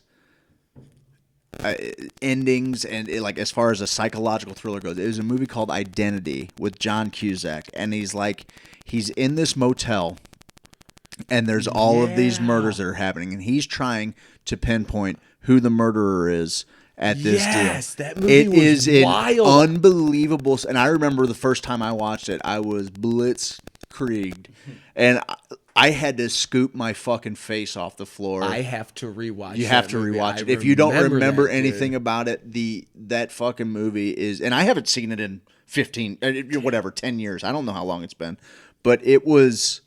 I remember seeing it, and I had to watch it again. That's a real buddy. Dude. Yeah, buddy. You guys in business? Oh yeah. Okay, good. So yeah, I like those kind of thrillers. A can't miss for me. I brought it. We did a watch party on it. Kung Fu Hustle. Dude, that movie's so. Give me a Kill Bill. Give me a great martial arts movie that has like the over the top martial arts shit, but also splashes in some great comedy. And I'm a sucker for that. I'm into that. I can give him the chat back here. Panda Bill. Oh yeah, here we go. Let's see. I got some. Does come way over 200 as well. Deer, incredibly powerful buckstar. Yeah, what do they got to say about that? Here we go. Okay, we're gonna revisit it. We just passed that up. My buddy, We were going to. my We were buddy letting dog him got say it. hind kicked by a doe protecting her fawn. It was impressive. He ran back to me. Does Thank come you. way over 200. This is Dennison. This is our guy, Native Thank Hemp. you. Bucks start rubbing trees before full rut to grow their neck muscles. They double in size just to fight. All right. Relax. And sodomy. Thank you. Adam says he sings that CBD inside of me at work. Adam who? Dennison says it pops. Tiffany's Adam. It pops in my head time to time. Dennison says, "I got dibs on top bunk. Why don't you just shut up, Richard?" Yeah. Yeah, when we're in the loo, White Castle and Jack in the Box is a must, and Identity is fucking awesome, says Jennifer Barrow. You can go deep into the comments, dude. That was them, brother. That's them. That was awesome. That's all we got. I don't have any of the You see YouTube this? comments. See all that down below? People can follow us on all those places. They can. If they go to HoosierSophisticate.com, there's even a tab for native hemp extract, there and is. if you click on it, Dennison's awesome. it'll take you to, I believe, CBD Canvas's website, where you can enter Hoosier 10 at checkout. After you add it to your cart, go to your cart, Hoosier 10, boom, 10% off. You're gonna get the best. Dude, I love that CBD. I'm not even kidding. Dennison gave us a few bottles. He said, raise some money with some of these. A couple of these guys you fucking try out yourselves, and a couple of these just fucking do good with. Help some people with it. Gave Brian Kessler. Did you see his thing? I did. This is a first responder, a fireman. Fireman. and he said it's helping him big time. That's Sleep. what I want to know. Helping you know him what I mean? sleep. Because it helps me. It helps me, and I want to make sure it's helping others. Because I don't know. I'm a fucking head case. I could can just be tell in a my head. noticeable difference in my cognitive function when I take it. Like I Me am too. calculating. That's where it affects me most. I am calculating sharper on it. That's my biggest deal. It's with happened enough, and I mean, placebo be damned. Like it's happened enough Yeah, that I'm like there. even if it were, Even but if like, it's but I placebo, promise great. it's not because nothing else has given me that boost. Like I feel I feel fine, but when I take it, I actually feel optimized, whatever that is. So when I hear it helps people sleep, I've never had that problem, and I am sympathetic to it because for me, I can sleep on. I was the guy that would like, hey, we're at a party, I'll sleep on the rocks. I don't care, like it, For sure. And so like I still have that thing. Like if I want to shut it down, I shut it down. So I really, I feel for people that can't do that. It's not. It's a luxury that I'm afforded. But throughout the day, I like take my CBD before I have a cup of coffee. And The cat was just fucking looking at me through a fucking peek in the hole. Yeah, I do it with coffee in the morning. No doubt, dude. I love it. And I love the flavor. Oh, see, the flavor is actually like, hey, this guy made it in Pike County, Illinois, and it's a bunch of plants. And there's love in it. He grew and it's some like, tasty weed to put into a tincture. Yes, because I'm not a fan of like the artificial flavorings. At I all. love weed. I love it At all. I do love not it. want to Like, give taste me- glycerin flavoring. Now, sometimes I don't like some flavors of some weed. Like I don't like the real earthy ones that kind of like almost not like dry your mouth out and kind of give you that like almost like you can taste the mud. Like that's what it feels like to me. But some people be like, I love that flavor of weed. Yeah. And it's like, yeah, it's earthy. I don't guess what you mind- call it. I don't mind- No, yeah, I I know. don't mind That's earthy where we weed. differ on a lot Yeah. of that shit.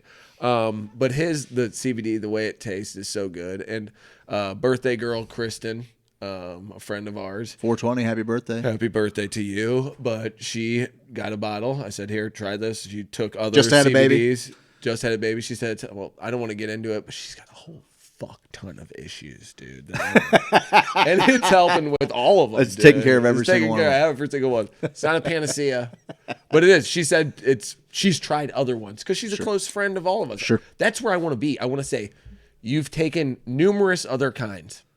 What's your opinion? Try this and just let me fucking know. Yep. So I can let them know. No doubt. That's the whole fucking deal. Because on me, like you said, the cognitive difference, I can't believe it. I'm like, really? I think I'm more productive. Like it hones me in a little bit better because I tend to be a little scatterbrained. I just feel like my brain's always moving like this. Yeah. I'm always Yeah.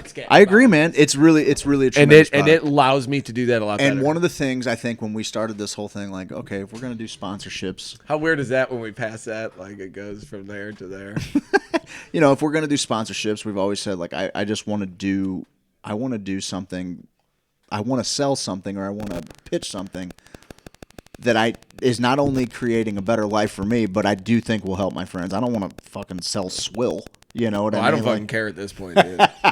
I will you sell pay them me. dog shit. Goodfellas, fuck you, pay me. Exactly. No, but honestly, like every James Carlton, Lifetime Roofing, like anybody that Yes. we've ever had people go I to. feel so good about telling people about them because I know they will not steer them doubt. wrong. Like that's such a good feeling. You don't want to be like, it's like when sometimes you get people a job interview and you know them kind of as a knucklehead and they go from job to job and you like say, hey man, I'm gonna help.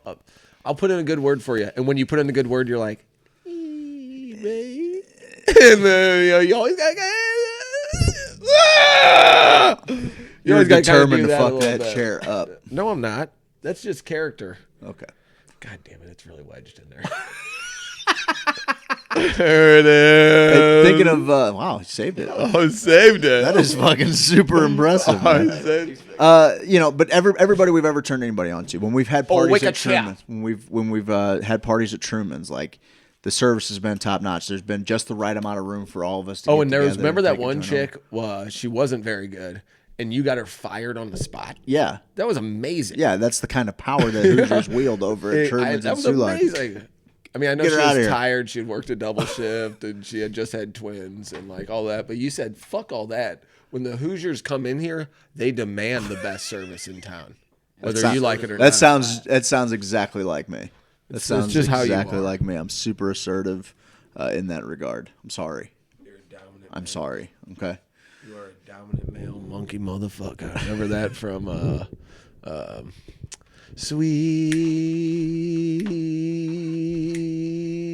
Sweet Dazed and Confused? Emotion. Yeah, when that dude he like talks shit to him and he keeps It was Ben stewing Affleck. about it. Yeah, it was It Ben. was Ben Yeah. Affleck. It Yeah. was. And Yeah, he it was like, fights. yeah, And no. yeah.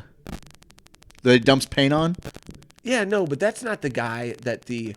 Remember, there's like three nerds kind of hanging out. Quote, Oh, unquote. you're talking about the guy that just wants to dance. Yes, I know exactly who you're Yes, talking. When they're walking up to yes, the party, yes. he's like, "I came here to drink beer and kick ass, and looks like I'm all out of beer." And then he gets fucking punked out, and he goes back, and that's what he talks about. Yeah, and he's like that dominant little monkey motherfucker, and like jacks himself up to go over there, and he fucking gets his ass whooped. I love Dazed and Confused. That's one Yeah. that I would always. That's a great. I would the always beginning, check out. I'm not a huge Aerosmith guy, but Sweet Emotion teamed up with that beginning of that movie. Listen. Like I sang the song Straight up, and you knew what I was talking about. straight up. Straight I'm up. gonna say this right Straight now. up, Gray. Richard Link, Shit, dude. Richard Linklater. He's speaking straight up, Scotty. Richard Linklater puts music fucking- and film together like nobody else. Like you were in 1973. I think it was 73. So you're such a dick face.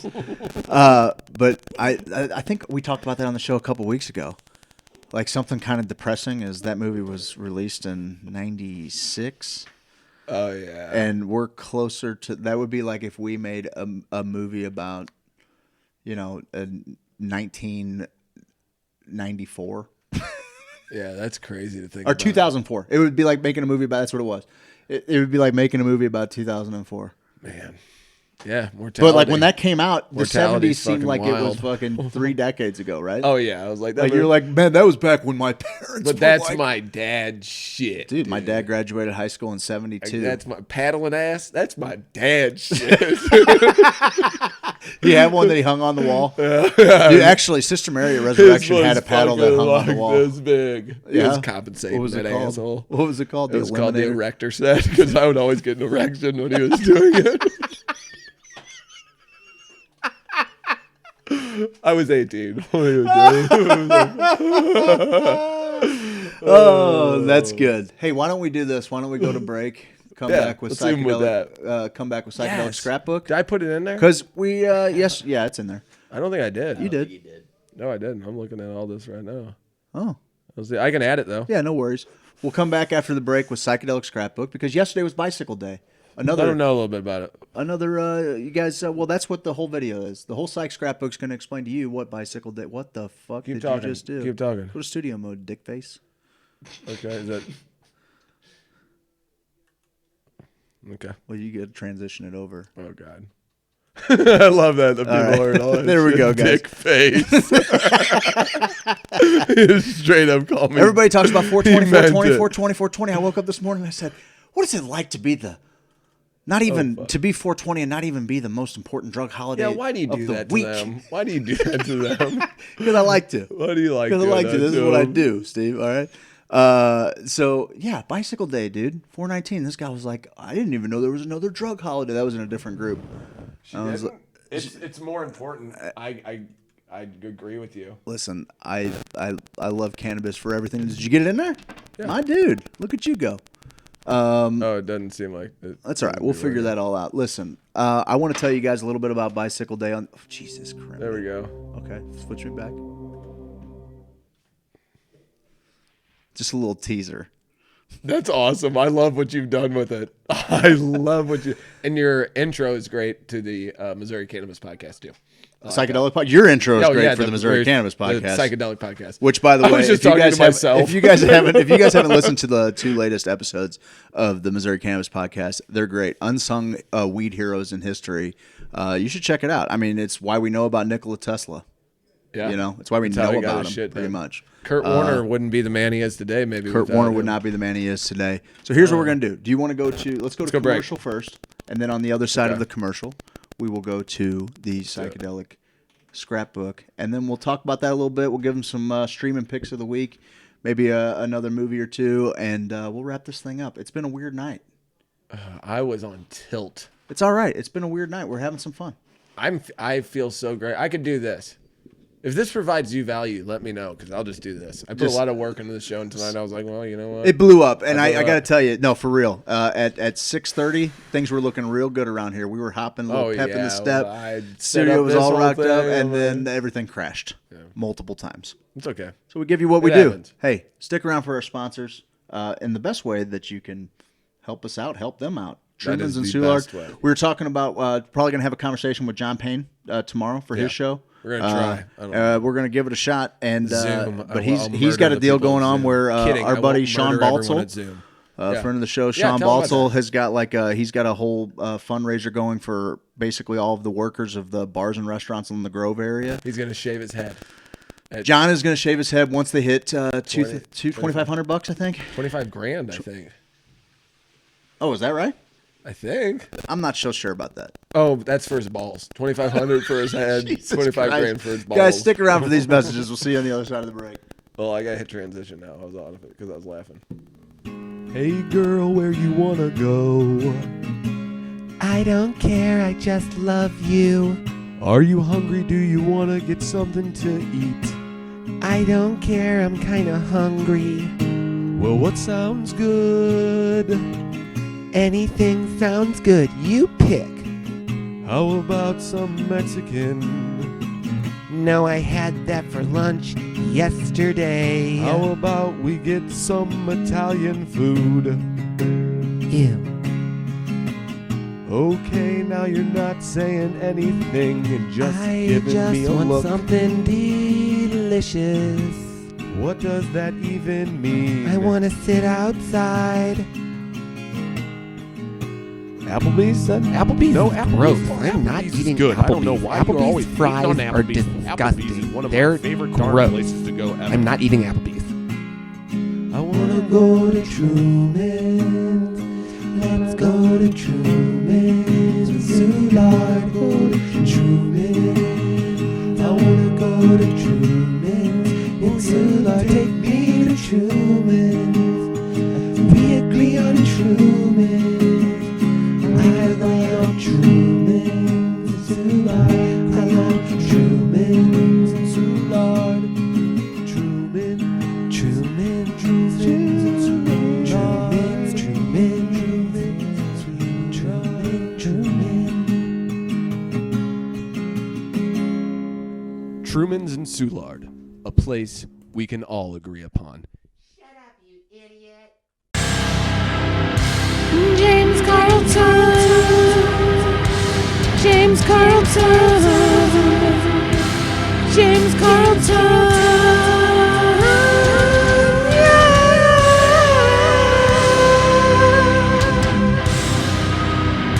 You gotta get your insurance. gotta get that State Farm insurance. You think you found the best insurance agent in the game? Well, I got news for you. I did, and it's James Carlton, State Farm, CarltonInsurance.net. 961-4800.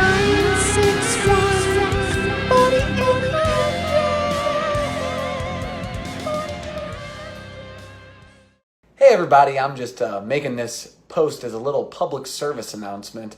I recently had a roof leak, and I got online and called the hashtag Roof Boys. They showed up and they didn't have a truck. They came out of the woods near my home, which was odd. When they showed up, I'm pretty sure they were children. The little one was aggressive. He was beating on my garage. He was shirtless and had a tattoo that said Bug Life. And the older one didn't have a ladder and said he would climb my roof by getting on the pillar, and he was slapping a spatula around, which I don't know what a spatula does for roofing. So if you want a reputable roofer, I recommend you go to Lifetime Roofing and Renovation, located in Webster Groves. They've been around since 2005, and they're grown men.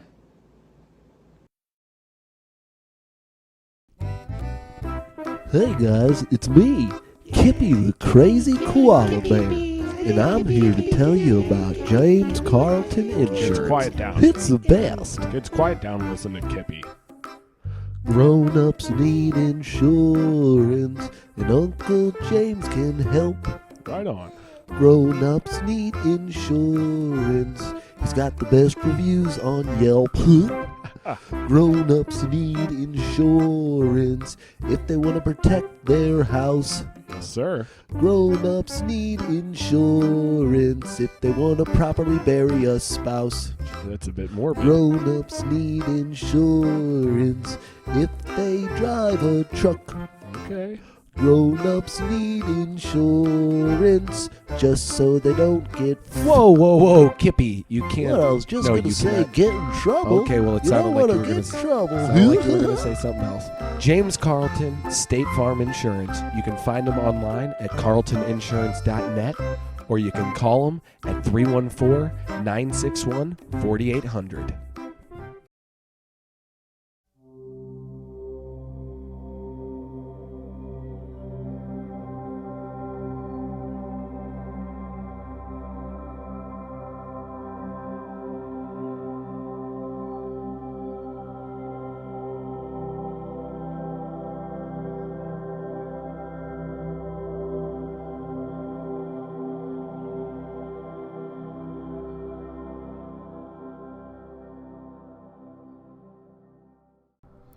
Hello and happy 420, everybody. We all know what 420 means to the cannabis community. Do you know what 419 means to the psychedelic community? Ah yes, 419 is Bicycle Day, the day the psychedelic community commemorates the anniversary of Swiss chemist Albert Hofmann's discovery of LSD-25, lysergic acid diethylamide 25. Before we get into the life work of Albert Hofmann, let's go back a few hundred years to the Middle Ages and learn about St. Anthony's fire. We'll keep it quick and simple.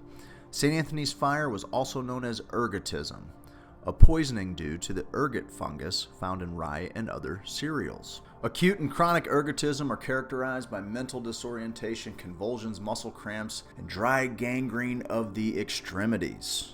All right, let's flash forward back to the 20th century. In 1918, a Swiss chemist named Arthur Stoll, who worked for Sandoz Laboratories, isolated ergotamine from ergot. It was then sold under the brand name Gynergen and used as a treatment for migraines. By the 1930s, Sandoz Laboratories had a lab that was working with naturally occurring molecules, and then putting them through different chain reactions tried to come up with better synthetic versions with medical applications. The laboratory found the core structure of ergotamine to be lysergic acid. The biggest issue with all of this, of course, is how quickly lysergic acid decomposes. This became Albert Hofmann's life's work, to find a way to stabilize lysergic acid so that they could study all of these different chain reactions. And thus, ergobenzene was found by adding stabilizing amine groups to lysergic acid. In 1938, Hoffman began mixing lysergic acid with other organic molecules. After 25 attempts, Hoffman thinks he created a stimulant replacement for nicotinamide. The structure looked identical, but it didn't have similar lab results, other than restlessness in the lab rats. So Hoffman decided to put it on the shelf. But it always sat there in the back of his mind.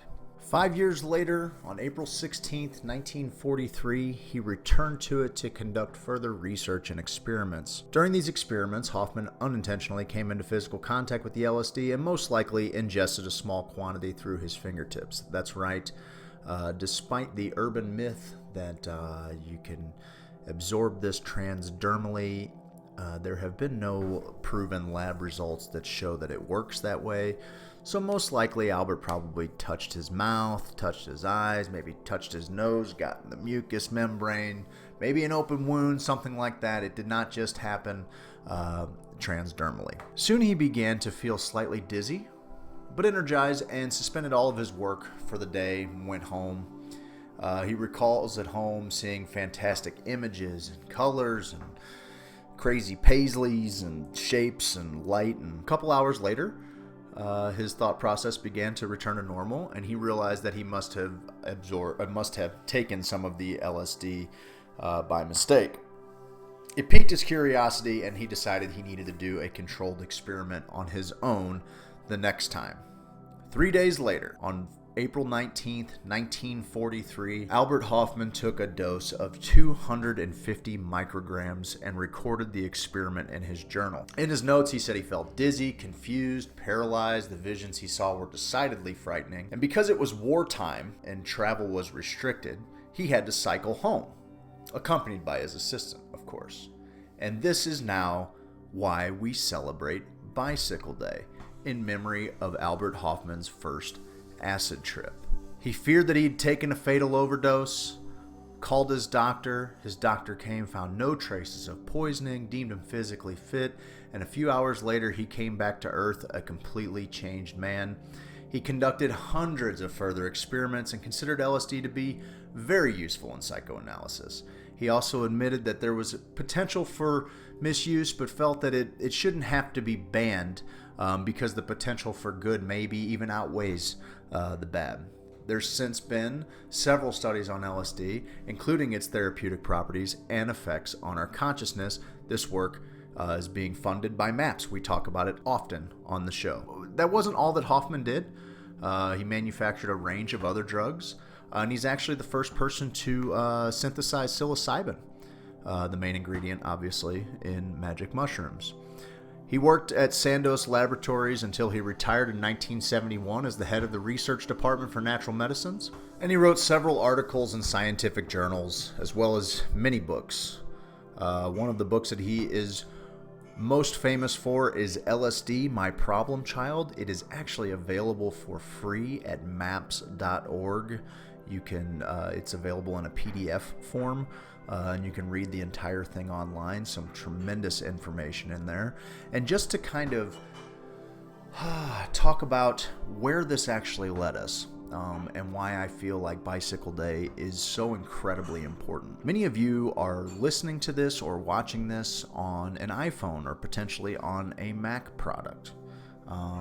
It is widely known that Steve Jobs had this idea for Macintosh under the influence of LSD. It gave him an idea of what the world might look like. Francis Crick, legendary molecular biologist, perceived the double helix shape of DNA while high on LSD.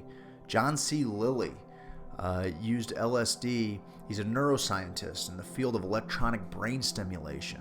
Worked with LSD to expand that field. Carrie Mullis, a scientist who, in today's day and age, as we sit here in quarantine for COVID-19, his research might be more relevant than ever. Under the influence of LSD, came up with the idea for polymerase chain reaction, which is a method used widely in molecular biology to make millions to billions of copies of a specific DNA sample rapidly, allowing scientists to take a very small sample of DNA and amplify it to a large enough amount to study in detail. This is what allows doctors and labs to swab your cheek or swab the back of your throat and be able to test on a grand scale to find out whether or not you carry this virus. It's also going to be what they use in order to test a bunch of different medicines in order to halt this virus. Polymerase chain reaction was such a big breakthrough in the field of science that the 1993 Nobel Prize was awarded to Mullins. Why is all of this significant? Well, psychedelics on the whole and psychedelic science are seeing a bit of a renaissance. Doctors and scientists are lauding the therapeutic properties of psychedelics like LSD. But I think that it's worth remembering how much of our lab science, how much of our technical evolution is due to different great thinkers experimenting with their consciousness and experimenting with this particular chemical. One could make the argument the world is a better place and humanity is better off and has a better understanding of itself thanks to Albert Hoffman's accidental ingestion of LSD-25.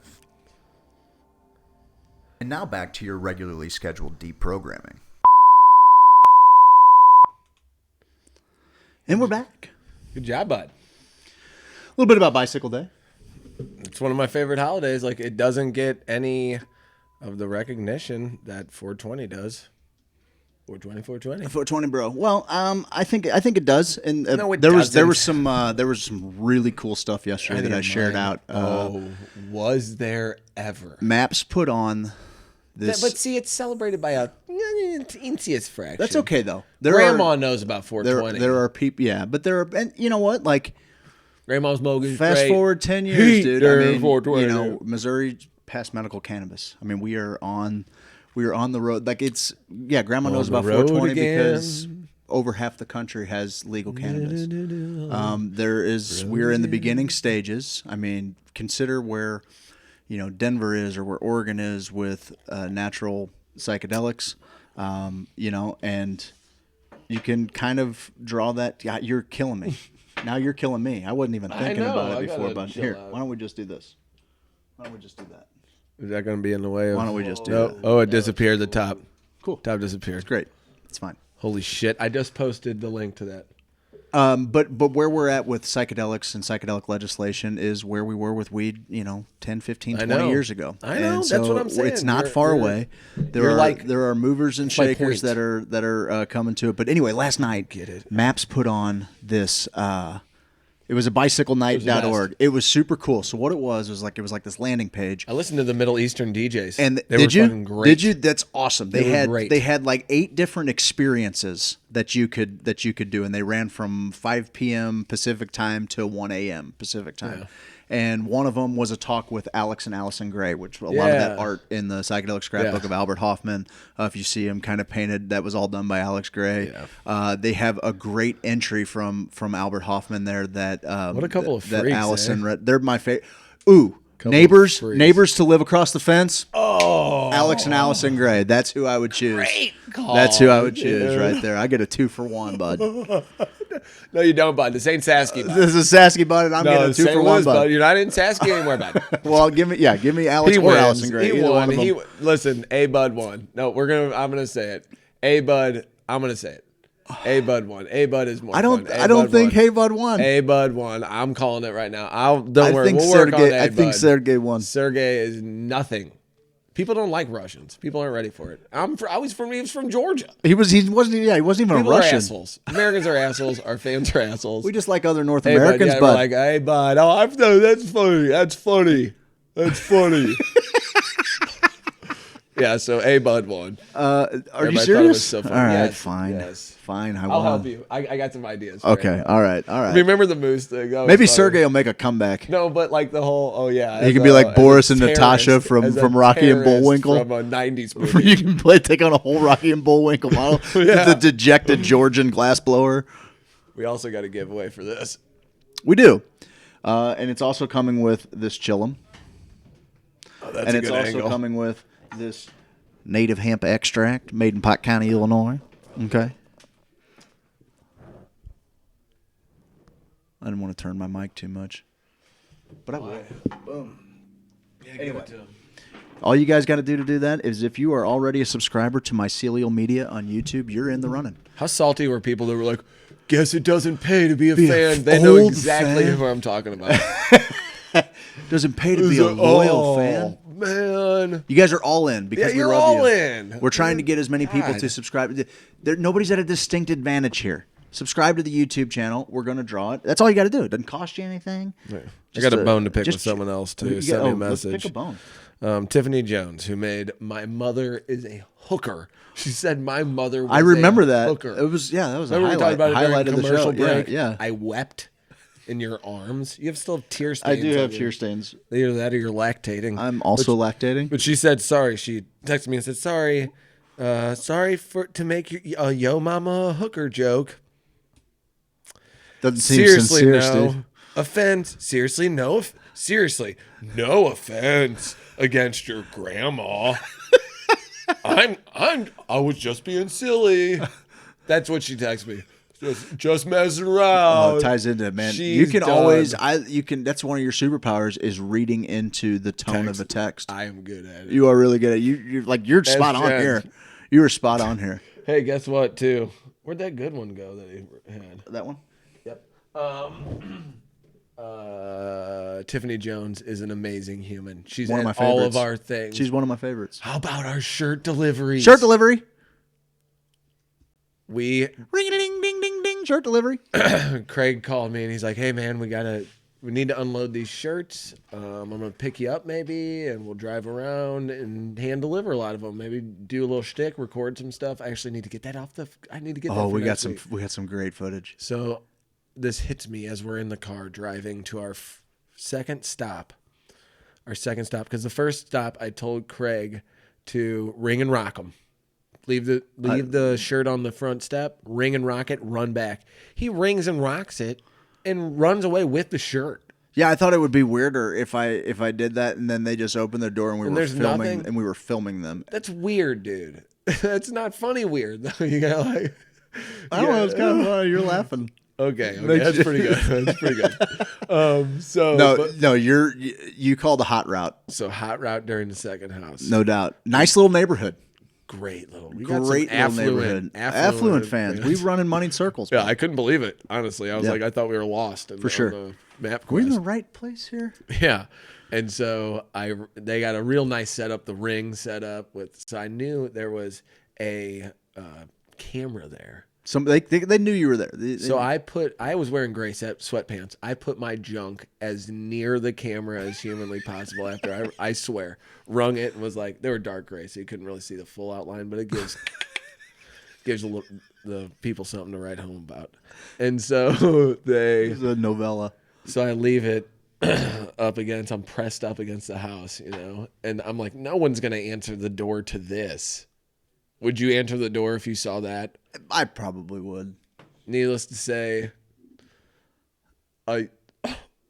someone answers the door. Yeah, I'm a good Probably 50 a yards from 16-year-old you. boy. Probably Yes. didn't look at the ring camera, I'm hoping. And so I just hit him with a shirt, right? About chest high. And I'm like, here's your shirt! And ran.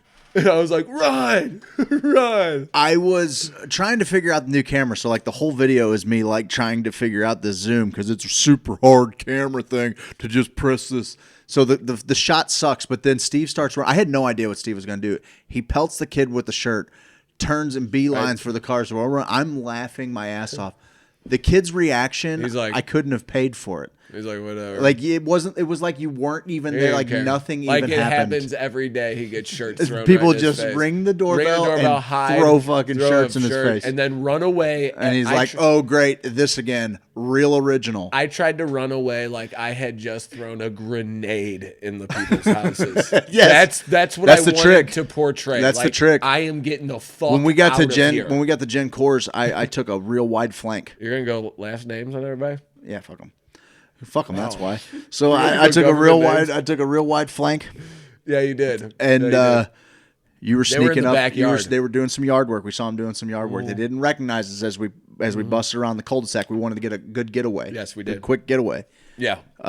And so you were kind of creeping alongside the house, Pink Panthering it over there. I'm zooming in on it.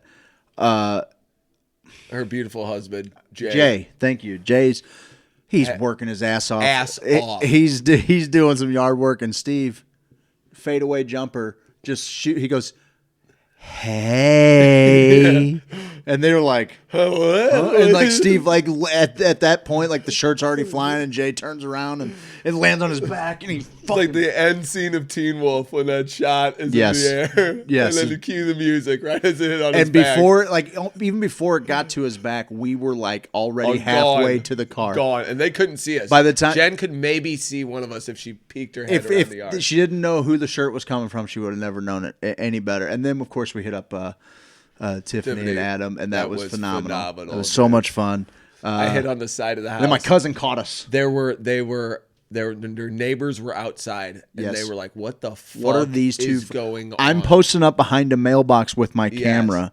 And they're I'm looking at me like sneaking I'm around. the dirtiest pervert. I know. And I was like prancing up to the front door silently. And Adam comes to the front door, full bush exposed, Full which bush. I thought was Which is weird. It was your doc outfit. Like it was just like the it was underboob. weird. Yeah, this was the He only was thing just cut wearing out. a long t-shirt. Yeah, it was a reverse fanny pack. Yes. I have a Yeah. Bandcamp That fanny is pack. like, is that coming back? Is that style's It is. coming back? It is. It's okay. in. All right. But he answers the door, and I just pelt him with one, and we start screaming, 6 feet away! And then the neighbors were like, this is some good old-fashioned fun. Yeah. This is some good old-fashioned Sasky fun, This if you is know what good I mean. Sasky fun, bud. If you know what I mean. So we had some good times. I think it's about that time, Steve-O. I've had some fun, and it ties into Bicycle Day, kind of, and it just ties into what it's all about. So let's give them our. We like movies, so do we. We like internet, so do we. It's the streaming picks of the week. Hold on, bud. I'm gonna call it a hot route. Oh, I know what you're doing. Bring her. Have you named her yet? No, not yet, dude. She's gotta sing you a song first, doesn't she? Dude. I mean, Audrey's always been like so close to my heart. I'll tell you when I get her. Oh yeah. Guys, Steve got a score. This is check Facebook Marketplace. There are deals all over the place, all the time. I never thought I'd own one of these ever. That's really cool, man. I was really happy for you. I heard you talking about it at the lake, and I was like, dude, you got it. it was pretty awesome. Like two 13-year-olds who just It was awesome. got a nudie mag or something. No doubt. Speaking of which, that was kind of loud here. We like movies. So do we like internet. So do we. Streaming picks of the week. It's the streaming picks of the week. Hulu too. It's the streaming picks of the week. We like the internet too. CBS All Access, Amazon Prime, Netflix, Hulu.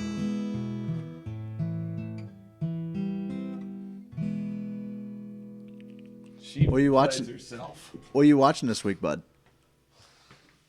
Watching me. He's in love. Who could blame him? Don't treat her like that. Don't treat her like that. Don't treat her like you don't put her on the floor. Well, I'm used to having shitty guitars. Oh, your Alvarez's were nice. Don't talk about them like that. You've I played, know. I love these guys. I've got This one's my I got a lot of good memories tied up in those things. But that one, the bridge is getting ready to pop right off. Go get that bad boy fixed. I will someday. Come on. It's tough. Come on. It's tough.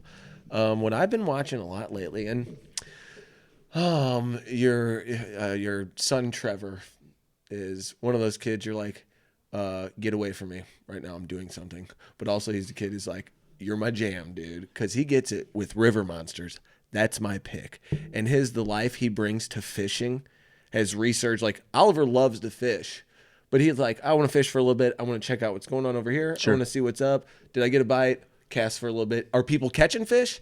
Then I'm in. You know what I mean? Like, I've never met a kid like Trevor who's in it to win it. He just cast him, man. He's like, put me on a blue worm on this hook. I can just hook it through the middle, put a little wacky rig on it. I'm like, what? Who? Little Roland Martin? And he's got a nice little cast too. He'll just toss it out there. Dude, him and Ivan have the most natural casting ability. And Oliver's learned through the years. Yeah, He gets it. sure. So he's had a ton of practice. But both of them, they're like, oh, a real heavy thing at the end of like a line. I bet if I whip it, kind of, it'll go where I want. And they'll whip it all day. No doubt. They'll whip it good, baby. Whip it real good. But River Monsters, when you said that he's into River That's Monsters, his fucking jam, dude. it made me, like, I've been watching it now. And I'm like, they had an episode where he's That at dude's got the life. He's at the Bagnell Dam. Oh, really? Pulling out the biggest catfish. Dude, I forget how big the catfish is he pulled out of there. I haven't seen that one. You gotta watch it, dude. I'm into it. I saw it and I was like, what the fuck? And I remember them talking about it, but I Oh, was there's like, that monster looks cats like in the there. bag. I was like, oh, dams look the same, I'm sure, to a Yeah. certain extent. But I was like, that looks like that shit. And he's like, I've come to Missouri to chase some fish. Chase some fish. Some man-eating fish, because it's like He's divers run into him around the Bagnell Dam, and how many cemeteries do you think they flooded? Oh, yeah, a lot. Yeah, I forget the exact number, but if you watch the show, he actually answers it on there. They flooded out a bunch of I think cemeteries. it's like 400 maybe or something like that. Cemeteries? Yeah, Or in the area. graves? Cemeteries. What stipulates a cemetery? Like, it was the Ozarks. I mean, a group of more than graves. two. I suppose maybe Don't concede on a to that. technicality. I suppose. I'm just saying. No, I'm with you. That was Okay. one of the facts. He Yeah. looks for man eaters. That's his shtick. No doubt. And fishing is all about fishing. Trevor's jam, like what he wants to do, is he wants to catch arapaima. Like he is all over that Dinosaur fucking show, fish. man. He's all about. I need to take him when he gets a little bigger. I showed you the spoonbill my buddy snagged For sure. down in the James. Like we can go get some alligator gar. That's you go what we pull need to one do. out. You get you That's a what we fucking. need to do. That's a dinosaur, bud. That's what we need to do, bud. We'll go down to where River to Pear meets the Mississippi. I'm dead serious. We'll go fish down there with a big old chunk of meat. We'll go down there and put a big old treble chum it hook up. on there. Oh, I'll get a fly out there too, man. I don't care. I'll get a big old fly. I'll whip it back, whip it forward, just let it sit on top of the water. Gar comes up there, gets the tangles in its mouth because they got a real soft mouth with teeth.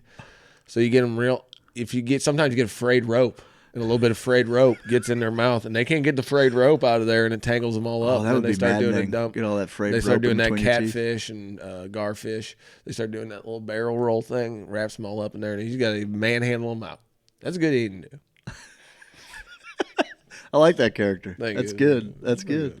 Yeah. So no, River Monsters is awesome. I will That's check out. my Is that take. was that what seat? Like what seat was that early on? It's on Amazon Prime, and I think they only have one season. I think it's It's the same dude, right? Because they got it on Netflix. little blonde guy, little Or is white-haired that guy. Chasing Monsters? Oh, I'm talking about a different show. I love that Spaniard too. That's That what. Spaniard. That's the show. He's I'm a Chasing Monsters. Chasing Monsters. Okay. That's my second favorite fishing. Okay. That's probably my first favorite fishing Okay. show. I picked that on here. But River Monsters Okay. All right. is wild. I know who dude. that one is too. Older dude. Yeah. Yeah. He talks like this a little bit. I was wondering why you were like had a Cockney Yeah. accent for the Spaniard. Yeah, no, the Spaniard. That is- was not making sense That guy to me. just goes around. I was going with it, but He's like Genghis Khan. He's got kids, and anywhere there's a fish okay. to be Fair caught. enough. Fair 'Cause enough. that guy he's like a better John Hamm. I'm sorry, St. Louis. Listen, here's what I'm going to. Sorry.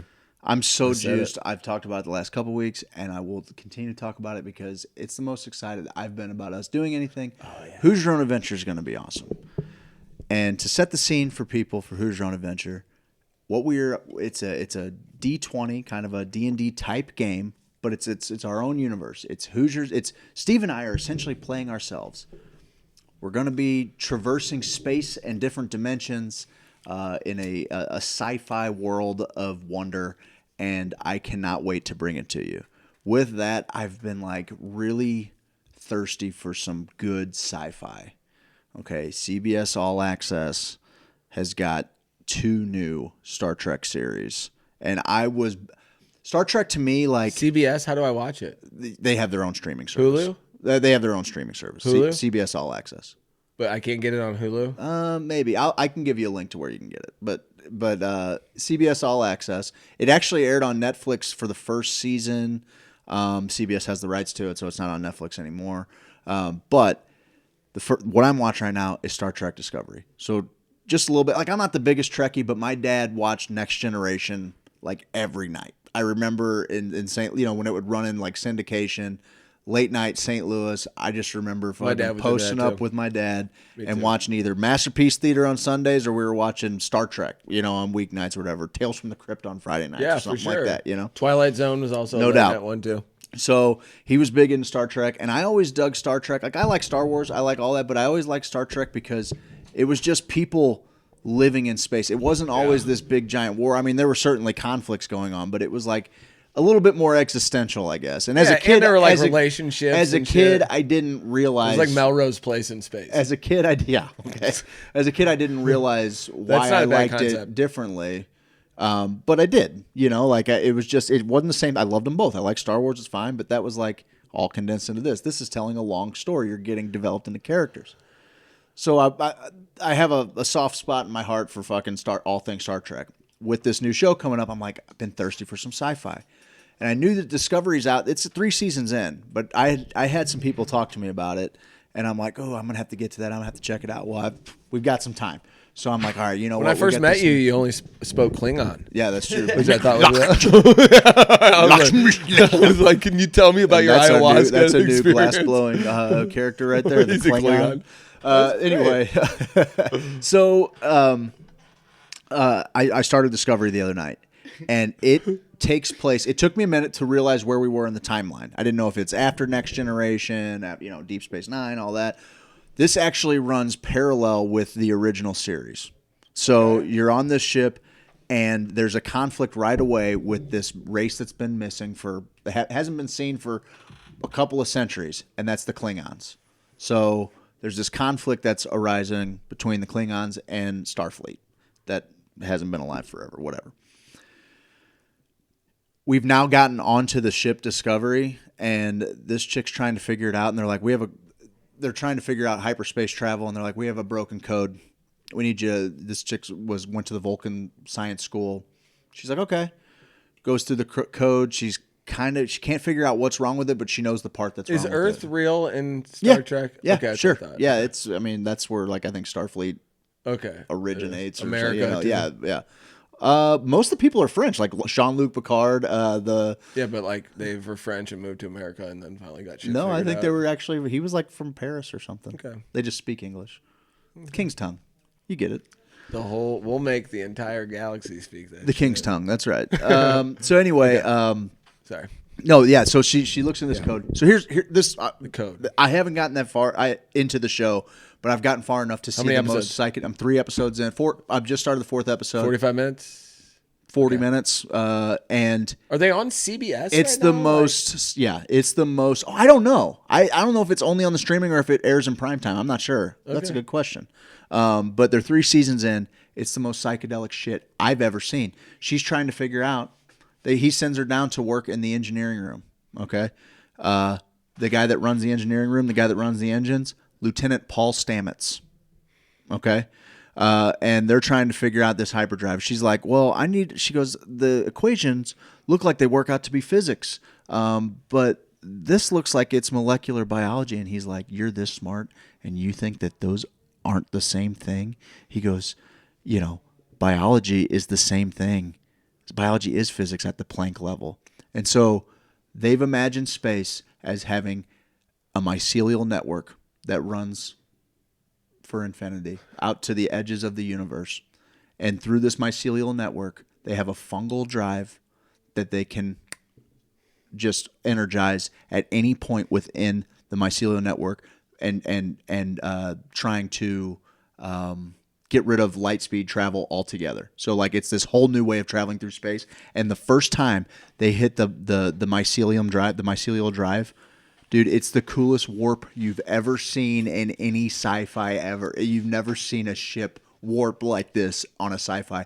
I was watching it the other night, and I was a kid seeing sci-fi for the first time, and I was like, I cannot wait until we do Who's Your Own Adventure, because now I just can't get enough. And they also have Any now big actors or actresses? nobody I really noticed. No, I mean No the Adrenochrome people? the captain of the Discovery is a familiar face. I don't know what I've seen him in, but nobody's so far has been anybody famous. Now CBS is also running. I haven't started this, but they're also running Picard, which is it picks up after Enterprise with Picard in his retirement. About Noel Picard, the blues player. Yes.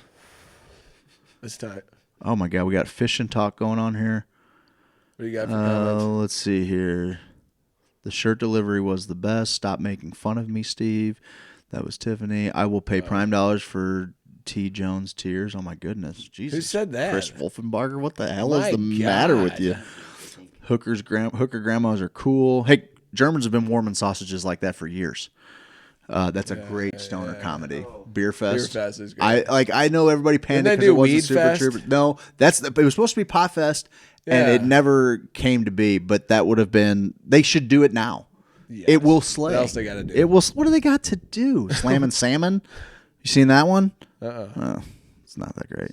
Okay. All I saw Steve in our window, and then my neighbor, retired lady, cracking up as we closed the door. I only date hooker grandmas for real. What did they say? Like when we left, did they say anything to you guys? Like, oh man, that was wild. Chase some fish, hunt them bastards. Josh will take you noodling. I'll go noodling.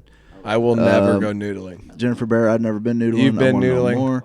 Sticking my arms and or legs into a catfish nest is not my jam. Your wife says, yeah, I'm never doing that. And Jennifer says, me either. Listen, I ain't trying to noodle.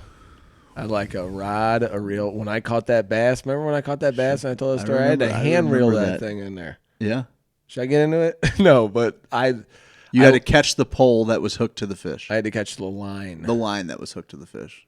Pretty impressive. It was an amazing little deal. But I like on the you felt that adrenaline rush of when you're casting, then finally something hits. It's the You're best. Like, you forget how good it is. Yeah. No matter how often you go fishing, like dude, with that so when it good. hits, when you first time you get like a real good bite, you're like, oh, as soon as you set that hook, boy, oh man, that's good. That's good stuff. Man, that's there, good stuff. dude. God damn. Scotty, you watching anything? Talking to the microphone, Talking to please. that microphone, brother. I've been I'll stuck put on 'em the Ozark lately. Oh, have you finished season 3 yet? No, I was late getting into it, so I was catching up with Jenna, and we just got to about 3 episodes into season 3, and it is wild. It's good. It's getting real. It's wild. good. Did you watch Breaking Bad? Yeah. It's got a lot of similarities to Breaking Bad. I mean, it's acted completely differently. Both awesome in their own right, but I felt like there's a lot of similarities in the The thing with Breaking Bad, though, is like you feel that they knew where they were going from day one. Like Ozark's kind of like, oh, people like this, let's stretch it a little further. I get that feeling a little bit. Sure. Yeah. I mean, season 2 fucked me up. Like the end of season 2, I was like, it kind of broke my heart a little bit. Oh, dude, And, they've taken me on some wild rides and I some mean- of the best individual episodes in TV history. The last show, I mean, 2 shows that have ever got me like that, like leaving me at the end of a season or at the end of an episode, are Game of Thrones and Breaking Bad. Those 2, and like it is emotionally, emotionally affecting me like those did. Like in the sense that I'm like, fuck. Well, now what? I'm really like, well, what the fuck are you gonna do now? For sure, and I love that. But I hate it at the same time. When you have to wait Loathe for a it. year, and not to mention we're in the middle of quarantine, so nobody's filming anything. I've been Everything's working gonna on be late I've been schedule. working on a impression too. Give it to me.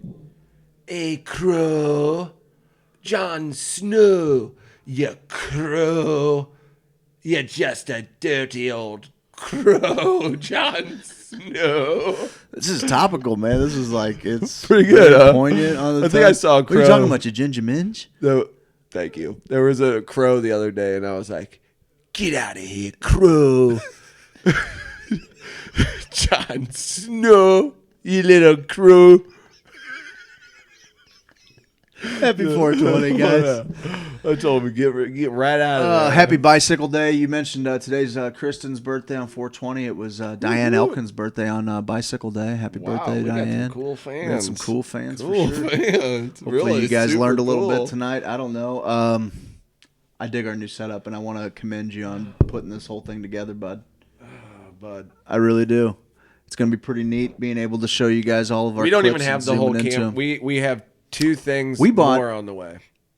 Some of them are here. We just got, Yeah. This whole production's going to the next level, fella. That's what you guys help us do, and we appreciate you guys, man. We really do. We say we wrap this thing up. Okay. Guys, thank you so much for making this possible. Happy holidays. TM, trademark. Trademark. Did you trademark that? There's no put way. TM There's after it in a absolutely text no message. way you got holidays. You were the first person to ever do that? No, I mean, I just put it in a text message. I put TM. Or put it on. Okay. Put it on Facebook. That's intellectual property, fella. Why don't you learn the law? I don't think it's our registered called IP. trademark. I think it's their. What's I they think call somebody it? else has to have holidays. I put IP address in my computer today. All of it. Okay. Put all of the IP address in there. For what? You wouldn't understand. You don't know internet lingo. You don't know networking code. On a computer. You don't know gateways and VPNs. Yeah. You don't get it. You don't know TCP/IP protocol. Remember floppy disks? Yeah, I do. And they were all like actually floppy. Like the flop, yeah, Leisure Suit Larry. I played on a flop. No, that one was on a hard floppy. No, that one was on No, floppy I had it for on- me. I had it on a regular floppy, yeah. And we used to play a street racing game too on a floppy disk. Ooh, yeah. And I would also like Oregon Trail. I would also put one in and be like click click clack clack clack. And like Remember Number Cruncher? Do you guys have that? Like it was like an addition game where you're like this little monster and you have to do the equations and eat the. Yeah, Did you do that in school? Like at the old school Macintosh computers? Yeah, dude, that's fucking me up. I haven't thought about that in years. Which, speaking of shit, I haven't thought about in years.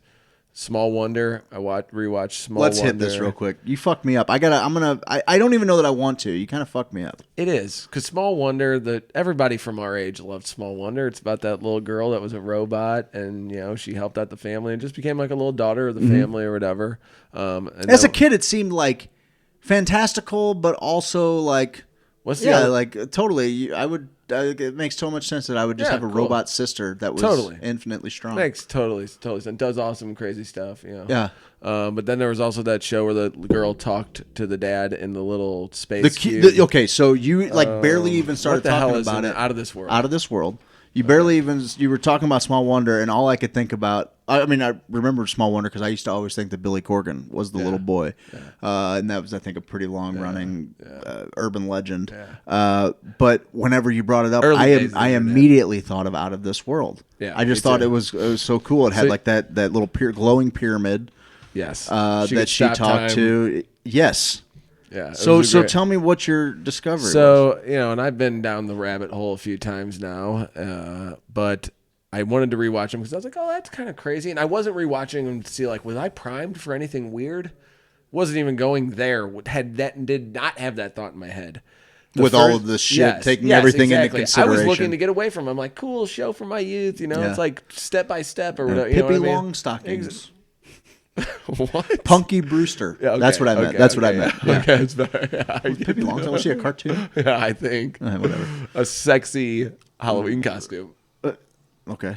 Like No, Wendy- wait. I'm thinking of Wendy's. Rainbow Bright. Pippi Longstocking. I'm thinking of Rainbow Bright. Well, definitely a book too, but yeah, there was a show. But Sure. Punky Brewster is what I was talking about. Like that same era, Punky Sure. Brewster. I like Punky Brewster. Out of This I thought World, that was Alf. funny. Yeah. Alf was great. Who played Punky Brewster? What was that chick's name? Soleil Moonfry or something like that? Isn't there a Yeah, chick? that might be right. Isn't that crazy name? Yeah, and the funny thing was, I thought that the timeline didn't match up at all.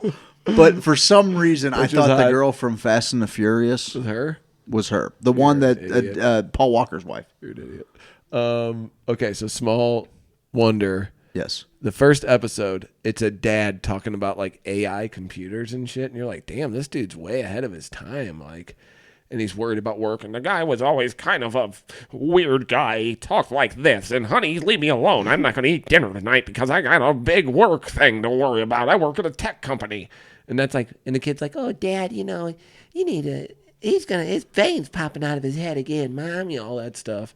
Well, he creates an AI robot, but he creates a 6-year-old girl. So watching it, I'm like, well, that's a little weird because it can kind of do anything. I'm like, wouldn't you build, like, if it's there to help you with shit, like, just a dude above the age of 18, maybe? Like or just like a gorilla robot. Like, what just is it? anything but a young girl that you have to. So he proceeds to, like, pull up her back of her shirt and, like, you can see the top of her underwear. And the kid's like, you got me a robot, Daddy? And he's like, I'm going to have fun with you. Just kind of, you're just like, this is a little weird. But so it goes on to where the kid sleeps in the room with the robot in his closet. Mm-hmm. And it's supposed to be like, that's where he keeps all of his toys. The only thing in there is a giant street light. Was the only thing in his toy chest besides her. I'm like, this is weird, dude.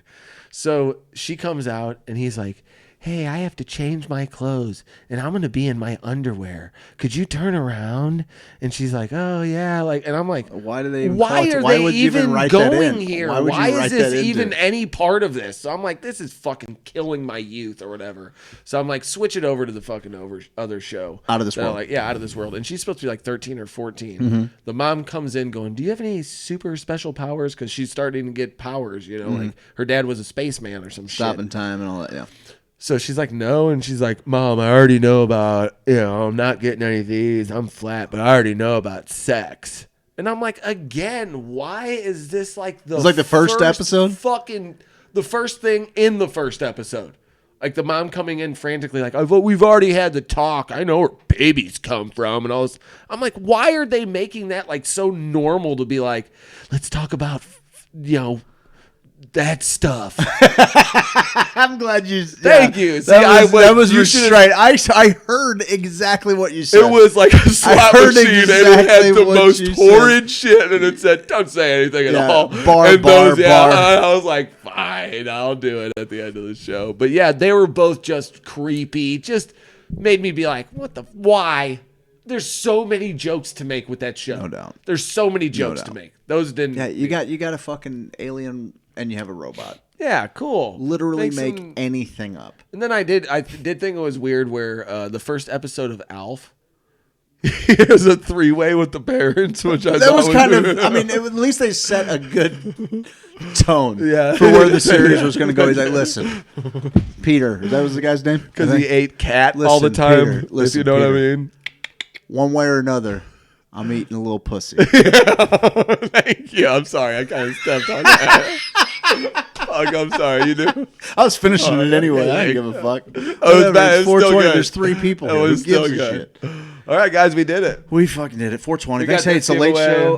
All you got to do is like and subscribe to the Mycelial Media page on YouTube. Listen, we're going to draw this. We'll do a live tomorrow to draw this. It's late. Most of our audience, everything got fucked up. You want to blame it on something? Blame it on Zoom and OBS. Blame it on OBS crashing. Blame it on whatever you want. OBS has been great. It fucked us tonight. It fucked was us something weird. I don't know real if it was hard my tonight. computer. I read to real all hook good. everything up. It's all good. I'm surprised it went as good as it did. all went great. I had It fun. went great. I had fun. I couldn't think of a went- single album or It movie went that I like to great. smoke weed to. I know. I told you before the show. I was like, Well, I "Dude, you figured got there were one so many." I had 3 of each. Did you? I only heard 2. Of what? Jack Johnson, Sublime, and Bob Dylan. And my movies were Your Highness. And, Your Highness. That's the only one I remember. The Never-Ending Story. Oh, that was a good one. Yeah. And I mean, I gave like 17 things. I just couldn't say which one was which. Whatever. Guys, thanks for joining us. We love you. Thanks to James Carlton Insurance. What do you guys think? 314-961-4800. Let us know what you CarltonInsurance.net. LifetimeSTL.com. Lifetime Roofing and Renovation. Roof. There we go. Sorry, I fucking. They're going to come out. They're going to fix your roof. They're going to put some siding on there. They're going to do all things exterior. Truman's in Soulard. Guys, when this thing breaks loose, we got to go give our peeps some love. Everybody's just itching to get out of the house. We're going to see. Hoosier Prom, we're going to see. I don't know, bud. I don't know if we're going to be able to pull this off or not. We might have to kick it down the road a little bit. We'll see. You know? Don't take that from me. Second prom. I'm gets not canceled. taking anything from you. Second prom gets canceled. Don't you Boo, buddy. fucking take that from You me. can postpone it, or you can get your money back this time. It's not an act of God. Actually, this is way more Actually, This is way closer to an act of God. This is a plague. plague of locusts. Yeah. And I'm the one collecting the money. I'm CBC in this one. So, So act of God, motherfuckers. act of God it is. And we're going to be looking to get together. Truman's is going to be waiting with open arms for you to come and give them your business. This is tough, dude, on restaurants and bars and That's who I worry small about. businesses, man. Like we're looking for the other side of this thing. We're all in this together, trying to give some love back. Jason at Sweet Leaf. I mean, what can we say? The dude's just trying to make the community a little bit better place. Yeah. Unreal. Unreal. No way. I would put all of this on the news. I'm putting Put you all on the of this news on if the you news. put it on the news. I'll put you on the news. I'm putting you on the news. Shout out to Ed Bassmaster, one of the greats. And then, of course, Native Hemp, CBD. That CBD in sodomy. It is one of my favorite things. It works for people. It's a part of my daily routine now. And works for people. I'm always looking for things that I can make a part of my routine that are easy to do. What's something I can get up in the morning and do that doesn't really maximize on much of my physical potential? Ah, yes, I can open the cabinet and give myself these cannabinoids my body is starved for. It gives you some physical potential. It certainly does. I'm looking to do something that doesn't take a lot of physical potential gotcha. to get it. And No then I doubt. want to do more. Get it at our website. Yeah, you go to the Native Hemp tab at HoosierSophisticate.com. It's Yeah. going to take you to CBD Canvas. You go to your cart. You add Hoosier10 to the checkout code. It's going to give you an additional 10% off. It's the cheapest you're going to buy the product anywhere. It's going to ship to your door. It's going to be great. What's on the next Missouri Psychedelic podcast? Next Missouri Psychedelic podcast, I am going to sit down with Miss, and we're going to talk about holding space. Oh, sweet as shit. Yeah, I'm really excited about it. It's one of the things that she is very good at, and I think really good at explaining. Yeah. And I know kind of one of the weirdest things, like in ceremony or in a planned psychedelic space, is like. Here we go. Strap in. For No. I do 25 things minutes, that folks. things just come naturally to me as far as who to be. Like in that for somebody else. Yeah, for sure. I've seen it. I have a hard time putting it into words without like a situation, right? Like it's all situation driven. I think she has a really good way of explaining that. So she's gonna come on the podcast and do that, and then maybe I'll do a little special on where we're at with LSD and everything else. We got all kinds of cool stuff going on. I found out that Lee Zeta Carr is a part of like a psychedelic nursing association or something like that. I need to clarify on that, but she's involved in an organization that Psychedelics and nurses that is Okay. trying to move psychedelics into the into the medical field, normalize that conversation. So maybe sit down with her and and have a little conversation And about they have the psychedelics. bath bombs. Dude, she does. Hari Home Hemp. We'll give them a shout. She got those some bath great bombs? bath bombs. Unbelievable. Unreal. Ashley Markham had a little giveaway the other night. She had a little live with her sister. Unreal. It was like that a trivia was deal. It great, was super dude. fun. That was great. It Super kept fun. buffering for me though, dude. It was a fun little. Was it they were buffering great. for you? No, I had great connection. My phone is fucked, dude. The screen will press buttons. Like I've been calling my dad for some reason. It's calling my dad, which that's a little. Hey, weird. Georgie. But it's like it'll FaceTime him, and then it'll start like. So if I post anything weird, it was my phone. Is what I'm saying. That's what you're doing. The screen is cracked, and it's just pressing buttons at will. Sometimes when I get it like a little greasy, maybe I rub my nose. Maybe I touch that screen. Maybe I just get a little rainbow grease up on my phone screen. You know the rainbow grease when you see a little rainbow on there. You know, rub it, bud. Rub it, bud. Rub that nose on that thing. You are the commander. I am the commander. Uh-oh. Guys, we love you. Thank you so much for tuning in. We hope that you'll join us next week where everything works better and we carry you to our best case utopian existence. Thank you for tuning in to Hoosier Sophisticate. Be well.